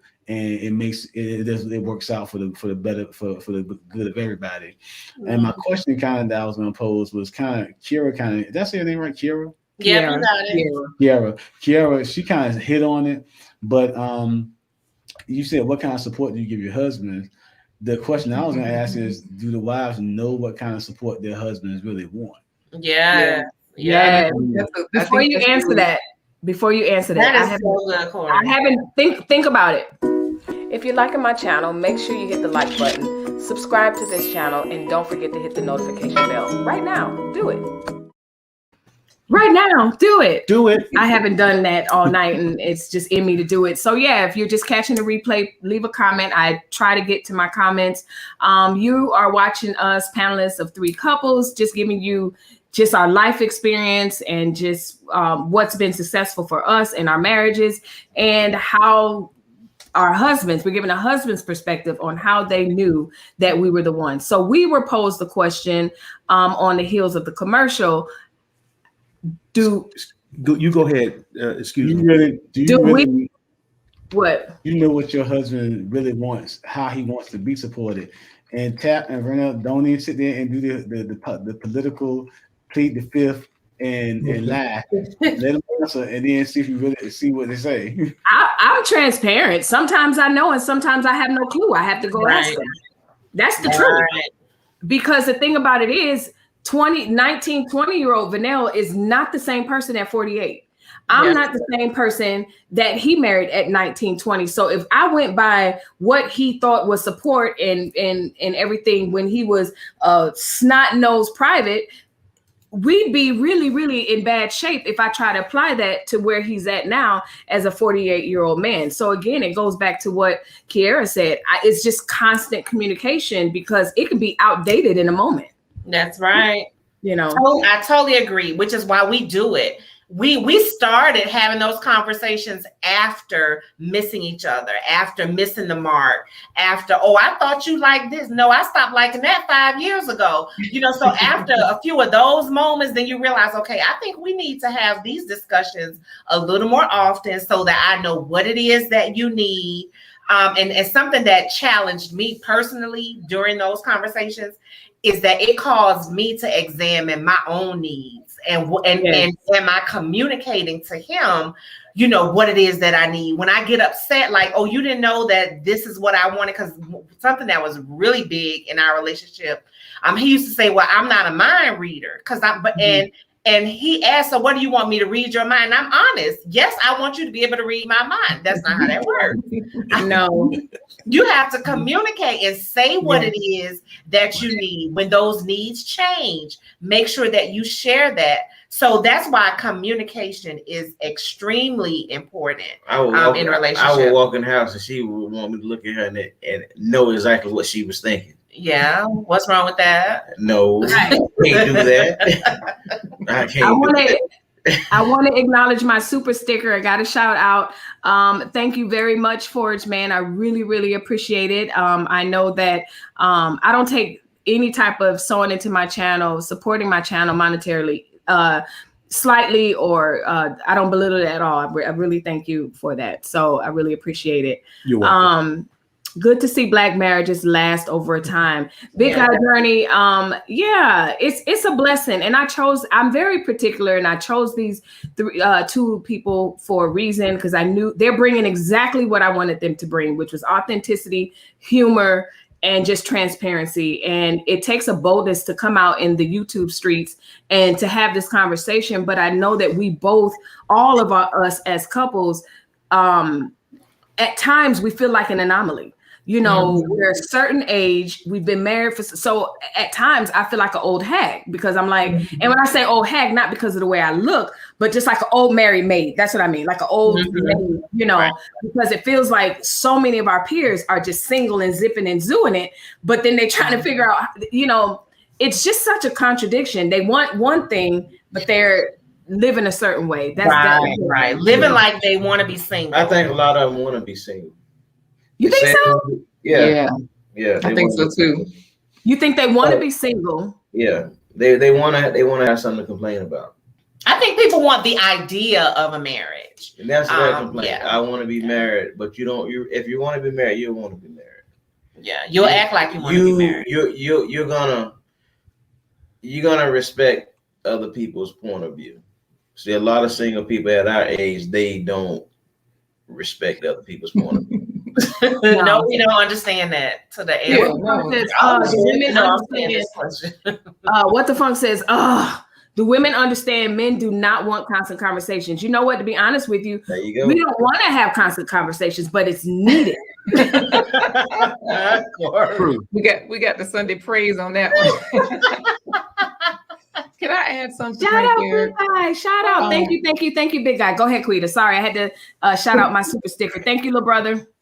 Oh, Big Guy Journey. Thank you. I want to add something. You know, there's a lady from South Africa. She has a channel, and today she dropped this is actually Pendile Innocentia Mazindo. That's her channel name. So she dropped a video today, 10 things that women should do for their husbands. Now, her and her husband, like, I think her husband is a psychologist or psychiatrist. I know he can prescribe, he can do all these things. And she's also a counselor. You know, they're all in that space. Yeah. And so she started off the video saying, it was just a clip of what she was going to say in the video. She said, women should give their husbands BJs, right? That was her first thing in the video. It was so You're not saying no to that. He's taking off his hat, leaning into the camera. What a flag. I'm for Vernell. Yes. And so, right. And then Kiara over there fanning anyway. So all right, y'all. So thank you for joining our live. No.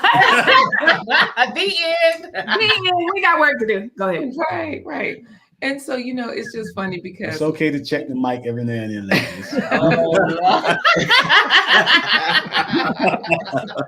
It's the blind guy. Right. It's the blind guy. But you know, I bring that up because all of the different things that she mentioned in that video, you know, it was some of those practical things that we're saying right now versus those people that want to be single, because she said that men have a nothing box. Like our women's brains are wired all together. Everything's connected. Everything's related. We can make it related. Men, y'all have compartmentalized boxes, and y'all even have a nothing box, so that when y'all say you're thinking about nothing, when we like, what you thinking about? Because we want to start a conversation and y'all are saying nothing. She's like, they really are thinking about nothing. Like they have really that are. nothing box. That's the truth. That's the truth. Anyway, I'm with Corey. No, it's true. It's true. Yeah. It's true. That's true. Right. It's so true. Mhm. And so, yeah. And And I'm the like, reason why I know is because when I ask him a question, he sits there with his nothing box and goes, it takes him a minute to come out of there and add stuff in it to answer the question. So yeah, I know it's true. That is so crazy. And so, you know, I'm See, saying I am that not a human alien, but go ahead. I was saying that to the point before where we were trying to answer the question. Goodness, now y'all got me off track, y'all, because they saying stuff like support it's the chat. I just stopped highlighting. Right. No, I was looking at it myself because Big Guy Journey and into my mic check, and Black Tropical Homestead got the eyes looking and laughing. Anyways, it's me. I'm looking over there at them. It's us. Yeah, but you know, this goes back to what Tap and Vernell were saying about, you know, the men wanting some people, I think it was Corey and Tap, some people wanting to be single, Kiera as well. Everybody likes the idea of marriage, but when you think about the work, when you think about that constant, you know, we have labels for it now: submission, reciprocity, leadership. Right. But really, it was like back in the day, we just called it putting up with. You know, it all fell into that basket of putting up with, because really you had to put up with. Now, women don't have another. No, we do not. Absolutely not. No woman I know's brain is completely at rest. No, absolutely. I don't know a woman that has a nothing box. Like I will wake up in the middle of the night and think of something to have a conversation about. Yes, and like, why don't you talk? Like, what do you mean you don't want to? How? It's 3 in the morning. Answer my question. Yeah. It's crazy. Yeah. The crazy thing about it too is, and I don't know if Vernell and Tap are into sports, but when sports are on, our nothing box is fully engaged. Yeah. we are not really, we like the game, we're enjoying what's going on. Yeah. But that is our nothing box at work, because it's just 100%. We're just sitting there and the lights are flashing, the guys are running back and forth across the screen, and we're enjoying it, but there's no other thought happening at that time. No, it's just that it's just like being unplugged for a minute and just having that blank space to just dial down, and then it's like euphoric. It's like a mic check. Yes. Absolutely. No way. That is so crazy. So I just want to make sure I tell Corey because you know what the Funkers is talking about. Go ahead. Telling the men, blink twice if you've been kidnapped and I need to send help. What the fuck? You need to cam up. Like you need to come up. You're giving us too much humor. But you know, as you were talking, I was reminded, and I'm not gonna lie, it took me a long time to get this lesson. In the sense of, we also have to be cognizant of the jobs that our husbands have, in the sense of what they're dealing with from day to day. And so right now, I mean, he went from one very taxing job with the military and everything, but then what he does as a civilian, he is in competition mode, arguing mode, negotiating mode for 8 to 12 hours a day.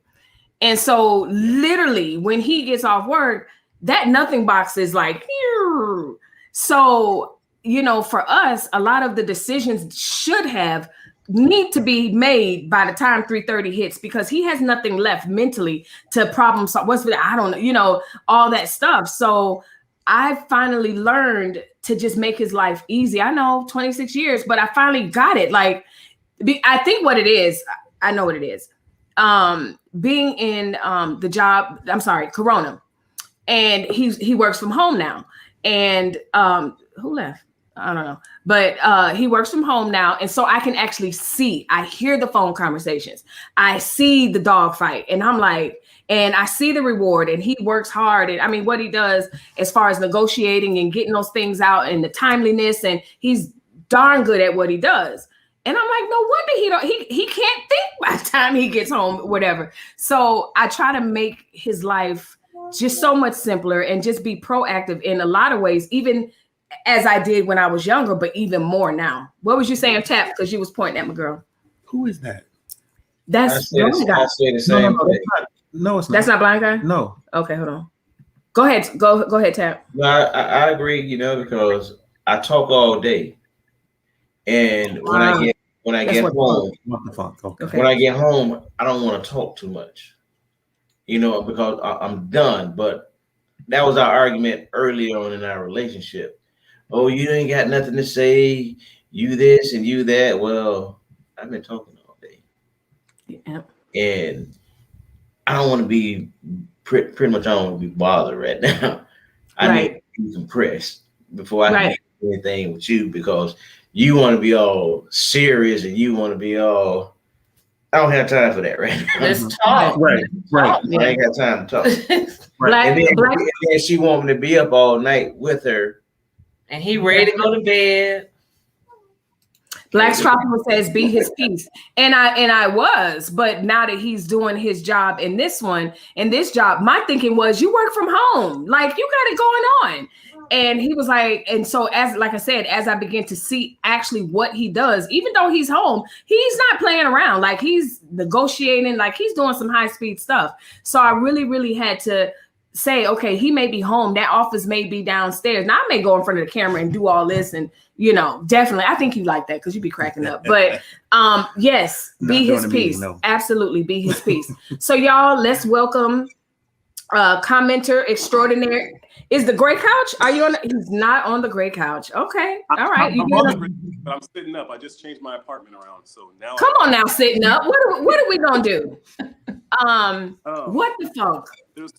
There's two things that I definitely wanted to ask about, and the first was I've seen military marriages in the Black community last longer than religious people who got married. I think that's something maybe that needs to be expounded upon and maybe explored, because I feel that people who have had military marriages are a lot more realistic in the longevity and the bigger picture of staying together. Good point. And the second thing I wanted to say was, as a bartender, I've seen, and I've run bars, owned bars. I've been in restaurants all my life. The idea of what we say that we want does not coincide with what we do or what we're seduced by. And with that being said, when you guys brought up the BJ thing, and like the ladies, you guys kind of made a face like You have to remember, especially as men, as we get older, we become more in our place and maybe our finances. That's why men cheat. The enthusiasm of the blowjob. Like, I don't think women and wives and girlfriends understand how hard that is to pass up when somebody is excited to be with you, to please you. And so many women, and your body languages, just when they brought that up, you laughed it off like, I ain't doing that. No, like, I think a lot of women feel they get. That wasn't what I was thinking, but yeah, I think we were all. I wasn't thinking that. The mistake. Okay. Then my mistake. No. I did give off a body language. But that wasn't what I was thinking as far as brushing it off, because men judge body language. I'm sorry. Men, we judge body language. We are taught to look at body language in women more than what you all say. So that's why I said the body language of it made me think that. Yeah. I'd like to add something. Go ahead. Yeah, so I'd like to add something to that. Exactly what you're saying is exactly what she was saying in the video. Corey, turn around. Anyway. And what you got to say about it? It's right for me. Right, exactly. What you looking at, Corey? Huh? Go ahead. Exactly. I'm looking at my beautiful wife. They're supposed now. to be. Anyway, so as I was saying, exactly what you just said, what the funk, that's exactly what Pindile was saying in the video. She was like, it's one of the biggest compliments, and she was like, it doesn't compare to him being with you inside you, but it's the next best thing, and it's another level of pleasure. It's another it's another display of appreciation. And so, like you're saying, as far as that excitement, it's the way to make us submit. When women want the power, and that's where your power is. When you make a man weak, we'll sign over everything to you when you seduce us in that way. And I think many women try to get power with their words and their energy. Cleopatra almost took over the world because she knew how to trick men to thinking that they were the best. Absolutely. In reality, she was the one that was really controlling things. I think women have forgotten that art of it. I think that listen, you're speaking to my body language. Well, I would say that I think that it is a powerful woman, especially a wife who knows how to turn her husband's head. I don't think it's necessarily in a BJ per se or whatever, because we can flip that script, right? Because some women enjoy getting their the kids right there, babe. You I don't know where they are. So we can flip, you can have that conversation. but it's in a wise woman. It's in a wise woman that have the ability, the know-how, the power to turn her husband's head. And let me tell you something. Every woman can't do that. Mm-hmm. That's why when men go cheat, they go right back home. Wait. Why? Because I want to. Did you finish your thought? I'm done. You sure? Mm-hmm. My body language. I'm going to tell you where I was coming from. I used to go to church. We used to go to church a lot, and you would hear this whole marriage plan. If you do this, your marriage will be this, and everything. You guys are going to run off into tulips and all this other stuff. My reaction to the video was from my experience with marriage and other people that did everything along that whole list, made them flip, turn upside down and everything else. And then they still went out and did whatever they were going to do. So that was my reaction, because I'm very leery when a Niecy Nash or this one or that one tell me what I need to do in order to keep a man. And the truth of the matter is, he don't want to be kept. If he wants to be kept, he'll be kept. But the other part about that is, it's really between him and I. I'm not saying this is the case for him, but he may absolutely detest that for whatever reason. But here comes society saying, oh, all men must like that or whatever. And again, this is not the case, but I'm saying he could feel like he's a two-headed monster because they said all men, da-da-da-da-da-da. So I understand your point, what the funk, but that's what I was coming from when I turned my head, because I'm like, oh God, here we go with someone telling me if I do plan A, B, C, D, E. And I'm telling you, you could flip it off to the positive things, as far as people, we talked about this before in the previous lives about the wedding ring has to be this size and the house has to be this size or whatever. But when we first got married, none of those things were in play, but it took growing together, So yeah, that's what my reaction was. It wasn't anything like that. Can I add something real quick right there? And what the funk, I saw you were going to say something. It worked in reverse for us, so that like. Oh. Let me finish, Corey. You don't know what Ain't much shame in my game. How'd it go? Let me say exactly what I'm going to say, and then Corey, you can censor after. But anyways, what I was going to say is that, being younger, yes, nails, I was getting those done, ring. Oh, I got a wedding ring. Now I never wear my wedding ring, and my nails remain very short. And it's because of our hand drums. So that's one thing that we've done. That's our business. And you have to take off like rings, watches, bracelets, and you can't have nails. Yeah, and it doesn't work for nails. And so it's funny because we just got tired of taking it on and off and switching and trying to, okay, let me put it here. Where did I put it? And so it's so normal for us to not even have it. And I think it's interesting that people will say, you know, like if you have a wedding ring or not, that might mean a difference in public, because it doesn't seem to make a difference for me. I get approached without a wedding ring, you know, but I carry myself in such a way that they don't necessarily approach me. I just might get a hello or a smile or what have you. But what the funk? I'm sorry, because you were going to say something in response to her body language answer. Well, now. No. I think what you all were saying was a response, and they were definitely words. They really talk about what I brought up about a woman staying excited to be with her man and doing what I think what works in the beginning. I think that's what many men complain about with their women, is that they don't feel they feel that women don't do what they did to get them, and that's why a lot of men feel like maybe they got tricked. And they feel stuck in that. And then a lot of times what happens is that they'll meet other women that reminds them of what their wife used to do or how they used to treat them. And on the flip side, many women will cheat on the man that they made better with a man that reminds them of that man who they used to be. They will end up cheating with a guy that's like, who doesn't do any of the things that you've asked me to do. Like you've asked me to level up. You've asked me to make more money. You've asked me to be kinder and more sensitive and listen to you more. And then you end up cheating on me with some dude who's broke and doesn't listen to a word you say.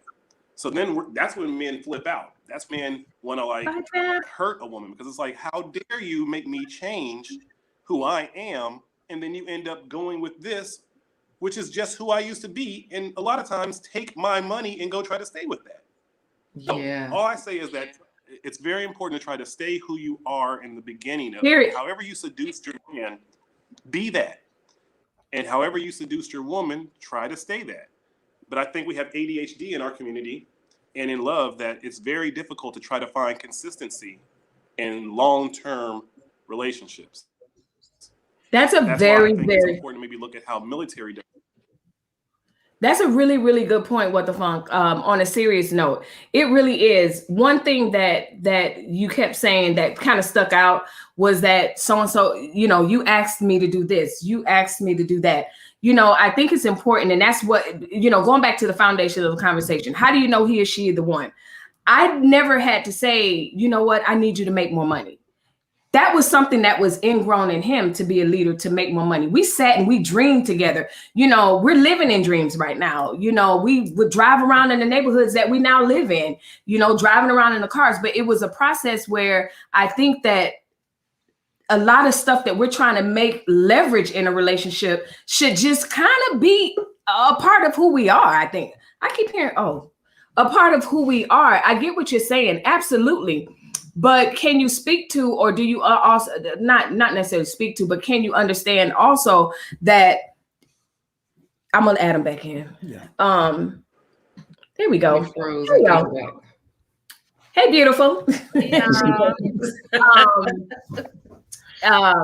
As much as I came with the fire and the thunder at 20, you know, and he came with the thunder and the fire and everything at 20, life happens, babies happen, loss happens. All of that is beautiful. And you are absolutely right. We have to be intentional about making sure that the glue is still here.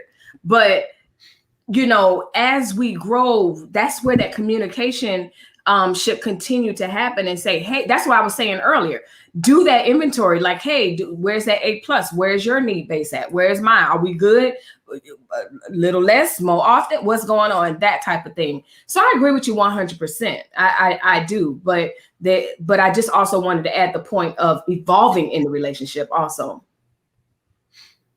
Good deal. I like it. Yeah. That's an amazing answer. I think so much. Does someone else want to continue? But I did want to say one more thing to what you said. Go ahead, huh? Kind of going back to what you guys had in the conversation. How you guys kind of joked how you want men to be able to read your minds or understand things before you say them. Okay, if men can do that, then I think there's a lot of other things that women need to be able to understand in us that we shouldn't have to say. For example, staying fit, staying healthy, keeping your body right. Those are conversations men don't want to have with their women. And a lot of times women know that they're getting there, but instead, I'm very cautious with those conversations. Whatever seduces you, what seduces you. But that's another way that a lot of you want men to be able to read your minds, and at the same time, you don't want we can't read yours. And so I think that's a fantasy. I think women want so much from I get it, but I think that's a common.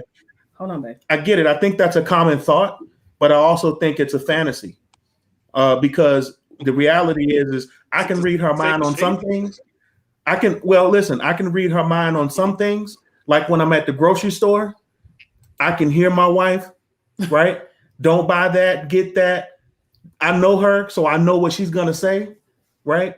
But then there are other things where I can't read her mind. That she may think to herself, he should know this already, and I shouldn't have to tell him this, right?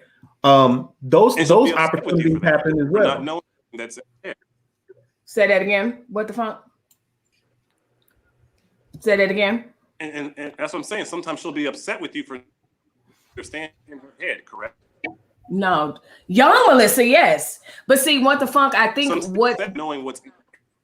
But what I think you're missing is you're looking at 3 seasoned marriages. So we're talking from the heels of the foolishness and mayhem. We're on the other side where that tango is, you know what I mean? We're dancing a lot smoother than when we were in our 20s. So a lot of your questions we're answering on the back end. Yes, 20-year-old Melissa was a mess. 20-year-old Melissa, yes, read my mind. 20-year-old, all of that. But at 48, you are absolutely correct. But our answers are going to be, no, I don't get mad at him. I have to tell him what I want, or I have to tell him what I expect. So it's a little bit different in this conversation because you are dealing with people that, like he said, I know what I should call him about, and I know what I don't have to call him about. I know what he's going to say yes to, and I know what he's not going to say yes to. You know what I mean? Does that make sense? He's frozen. It does. It does. Okay. I want to address the. All of you got married. Say that again. Go ahead, honey. You got pretty much married in your 20s, correct? No, we were in our 30s when we got. We met. Or is that y'all? It's you. Yeah, hold on. Let him say it. Say it. Repeat what you were saying. I'm gonna fix this up again later. Oh, I was asking if you had all met in your, because you were saying how you have to be in it for a while and get out of it, and I was just wondering if you guys have all had like an almost 20-year marriage, but she said that they met in their 30s, so that was. But still, you guys. Well, we met and we actually met in college. We got married. That a lot of men speak about. Yeah, we got married in our 30s, but I think our age does matter. Outside of just being married for a long time, you mature as you grow up. I mean, or as you get older, hopefully. And your needs change, your understanding change, your body changes, your understanding of people. Because there are things that I thought 20 years ago that were horrible. I would never accept in a relationship. I would never do in a relationship. A lot of that has changed. I want to address when he talked about many men don't want to tell their women that they have to stay fit and all that. Well, the idea of what fit is a lot different at 40 than it was at 20. And a part of being in a mature relationship is being able to share with your wife. That's right. If you think she done gained a little too much, I think it looks a lot different in a mature relationship. Instead of you saying, "Oh, you need to do this. How about I help you do this? Let's try this." That's what it looks like in a mature relationship. So I think a lot of his perspective, the reason it sounds like it doesn't apply here is that you're just dealing with people who are more mature. Right. Because my husband, he could definitely tell me, yeah, you need to lose a few pounds. And I'm going to be like, okay, so When we go that's it. Right. If I said something like that, she'd be like, "Well, that black pot calling the kettle black over here." Hello, right. But we also have a gym membership, and we encourage each other to go. So, like Kiara said, it's gonna look different. 20-year-old Melissa would have been completely mortified, crying. Oh my God! How dare you say that? How dare you say that, or whatever? But 48 Melissa says, you know what, let's go get the gym membership and let's make sure we go. And again, hey baby, going to the gym when you get off? Yeah, we go to the gym. So you're absolutely right. A lot of the questions are very valid. They're very good. But when maturity speaks, it's like, of course he can tell me that. Of course he can say this. Of course, but that's on the heels of 20 some odd years later. So my Vivid says, I'm curious to what the husbands have to say. So Vivid, tell me what you want the answer to real quick, because I don't know. We can't read your mind. Yeah, I don't. Cap said we can't read your mind. This is a really good conversation, y'all. I really, really appreciate it. I pray that y'all are having a good time. I hope we're treating you well. I hope you like the snacks in the green room. And hopefully, I really want to have you guys back for sure. My big guy says, what did Laquita say? Oh, you were trying to say something, you didn't say anything. Yeah, because I was going to chime in for sure. We're going to be tapping out soon here, but it's late. It is late. And even for What the Funk, I think he woke up for this because it's like 5 a.m. for him right now. So it's like, whoa, okay. But anyways, what I would say is that he asked the question regarding, like, to me, the question is very similar when we're a younger person or an older person. It's just a matter of us now recognizing, because just like Kiara just said, hopefully you will mature as you grow up. That's the key right there. A lot of people don't mature as they grow up. Right. So even as a younger person, I'm sure Vernell could have said, Melissa, you got a little chunky this winter. And you would have been like, well, dag. But then you would have also reacted with, let me start walking more often. Like, okay, I got the kids, they're little. Maybe I need to go on more walks. Maybe I need to push them in the swing. Yeah. Oh, okay. I'm sorry. Definitely recognize your contribution. I'm sorry, Quita. Ellie J, thank you. She says, congratulations on your long, mature marriages. Thank you, Ellie J.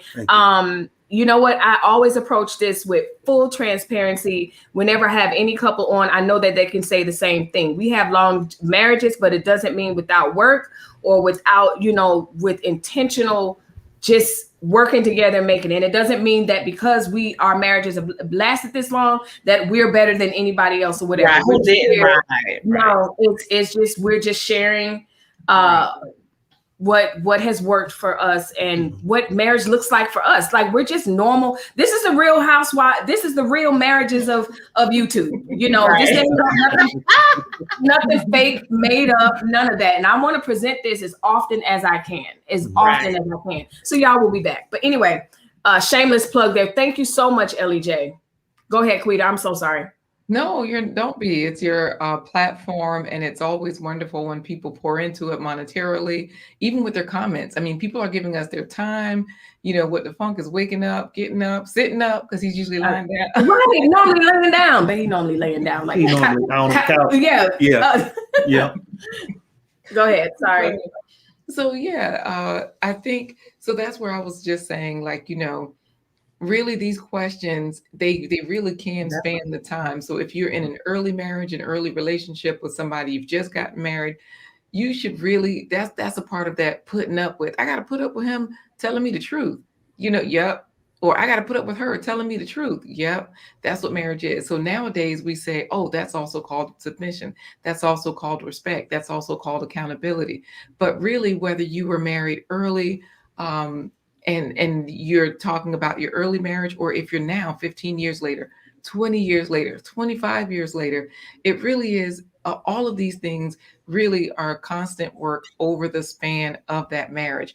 And so for us, as married couples that have been married a long time, we're just used to dealing with putting up with, working through accountability, responsibility, all the different terms, you know, you want to use. And we choose to continue to be accountable and responsible, respectful, loving, because of course, you know, you got to throw loving in there, because people usually think, oh, you got to lead with love. I mean, sure, that's a part of it, but love is all of these things. So Exactly. That journey was talking about a biblical sense. So if you want to go from a biblical sense, you know, the passage where they say love is this, that, and the third, and there are about 10 different descriptions in there, because I don't know the scripture all the way. But my point is, you know, it's so many things. And so rather than just using that one word love, it's an action verb, which is responsibility, accountability, an ear to listen, you know, the patience to respect the other person, the patience to take in what they're saying. And so, you know, definitely we all have been married a long time, so we can speak on this. But for people that are just getting married, be encouraged. This is for you as well. And, you know, this is what we've been doing for a long time for those of us on this panel. And then don't get it twisted. Wait, well, Corey been real quiet, so I'm gonna hear what you have to say. Well, now wait, because you got that flag ready. What's going on? Corey make a song for everything. I was gonna say, well, now you made me lose the thought. No, I was gonna say, and also just being, like saying, in the spirit of transparency and just keeping it real. We got all these years of marriage on this panel, and we still effing it up every now and then. Right. I was just still learning, still growing. Yes. I mean, the men, we get it right most of the time, but the women, whew. Corey, too much. No, but really, like I said, don't get it twisted, because I said people think, oh, they made it this far, so it must. No. I mean, there's gonna be times when Vernell tapped the Corey just screw completely up. That's right. There's gonna be times when Kiara and Melissa and Lakuta screw completely up. That's right. The main thing is you always come back and you apologize and you try to get it right. And you know, like I said, sometimes it's gonna take one time to get it right. Sometimes it's gonna take 50 times. But eventually, the idea is that you keep trying to get it right. So, like I said, don't go out thinking that you're going to go skipping through the tulips and holding hands and everything's lovey-dovey after you get 20 years of marriage. And nah, baby, it don't work that way. It's still there's always something. Mm-hmm. Yeah. Can I just say that it takes work, right? The one of the most commonly used phrases over the last 5 or so minutes have been work. We've said it. I've counted. It was 10. But if you go back and look, it's probably 9. I probably got it wrong. Anyways, the point is, it takes work, right? Mm-hmm. And if you're lazy and you're not a worker, it ain't gonna work for you. You gotta work. You gotta get up. You gotta be willing to put in the work. And when you put in the work, just like anything, if you plant a seed and you nurture it and you water it, eventually you're gonna get a tomato, because that's what you planted the seed for, right? It's work. And if you want to be able to wake up one morning, look at your wife while she's sitting next to you, sleep with all her makeup off, and all the years that have been extended and blessed to her, and you can see a sunshine or a sunflower, and you put in the work because you nurtured that thing. That's right.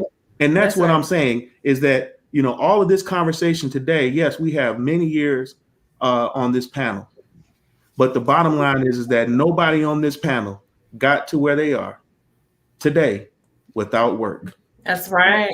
That's right. And yes, you're going to mess up. You're going to make mistakes. But the bottom line is that you don't just, run for the hills. Well, he made a mistake, I'm out of here. No, what you do is you take an assessment and say, I can see where I was wrong in that.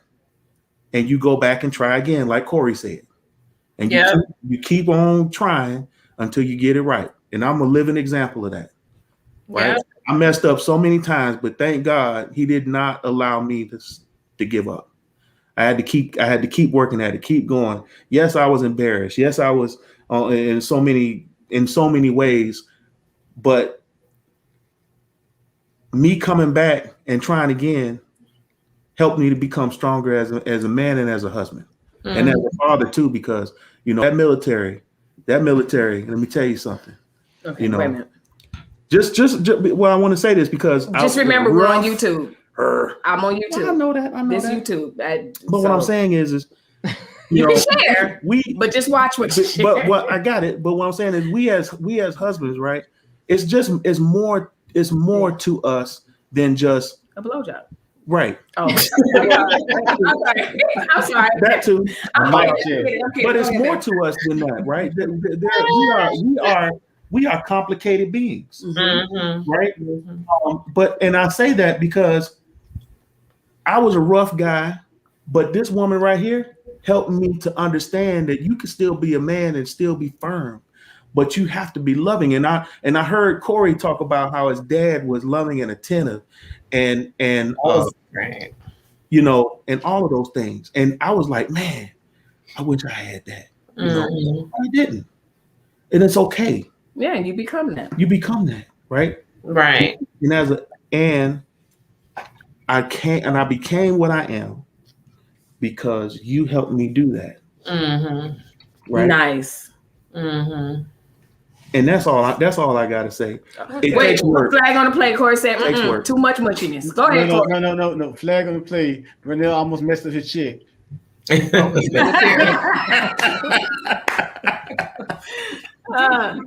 Work. Oh, I can't sing that because I gotta edit that part out. I only say about 2 bars, so I should be okay.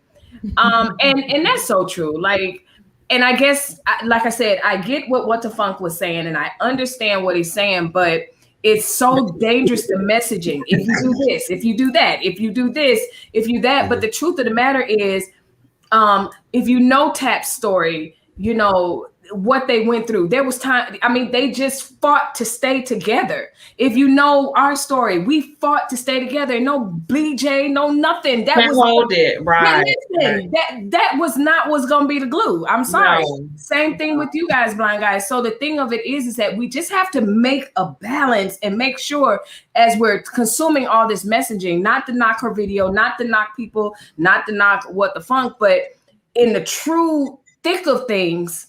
It don't matter. I promise you, he didn't turn over and say, "Okay, I'm waiting," like or whatever. You know what I mean? That's that.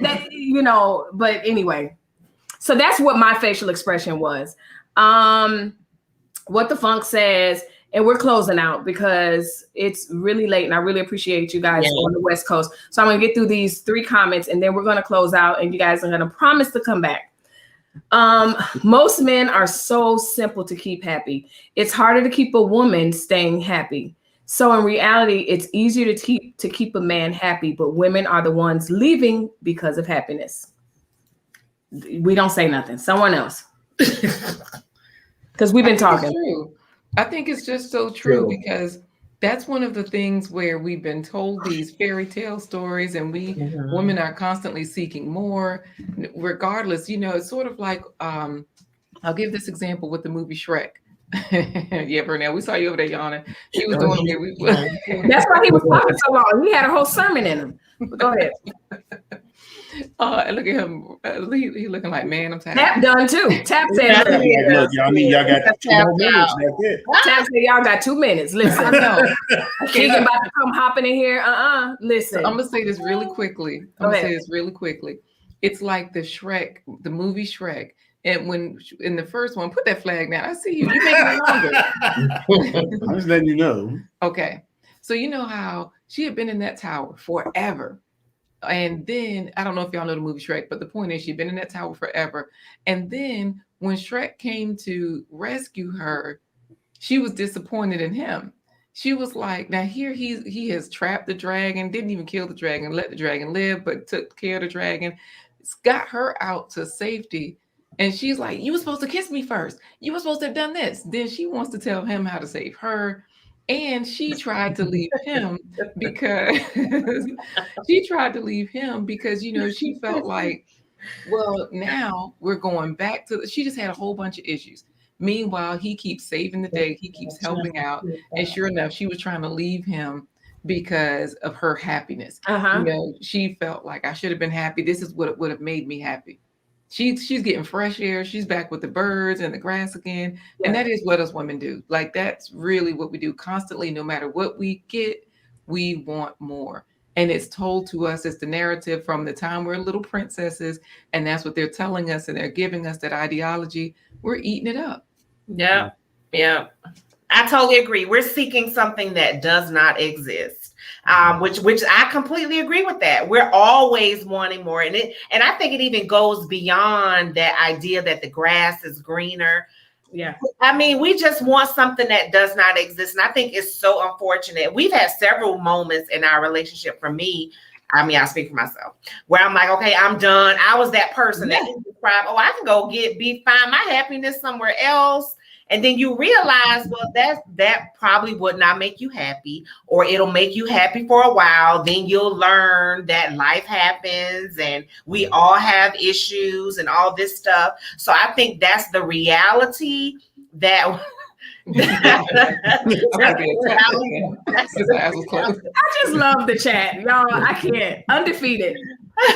But that's the reality that we don't discuss, you know, and which is why I think panels like this are so important to keep marriages together, so that you realize that happiness that you're seeking can very well be found in the relationship that you are in, that you do not have to go outside of yourself. You do not have to go outside of your relationship looking for this happiness that quite honestly does not exist.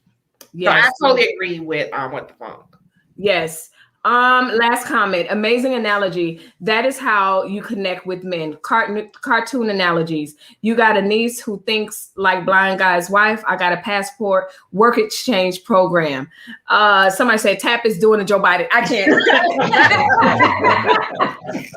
All right, you guys. Leave a thumbs up right now in the comments if you felt like this was a great conversation. And not only did you think it was a great conversation, leave a thumbs up if you want to see my friends back on the channel. Thumbs up, even if you're catching the replay.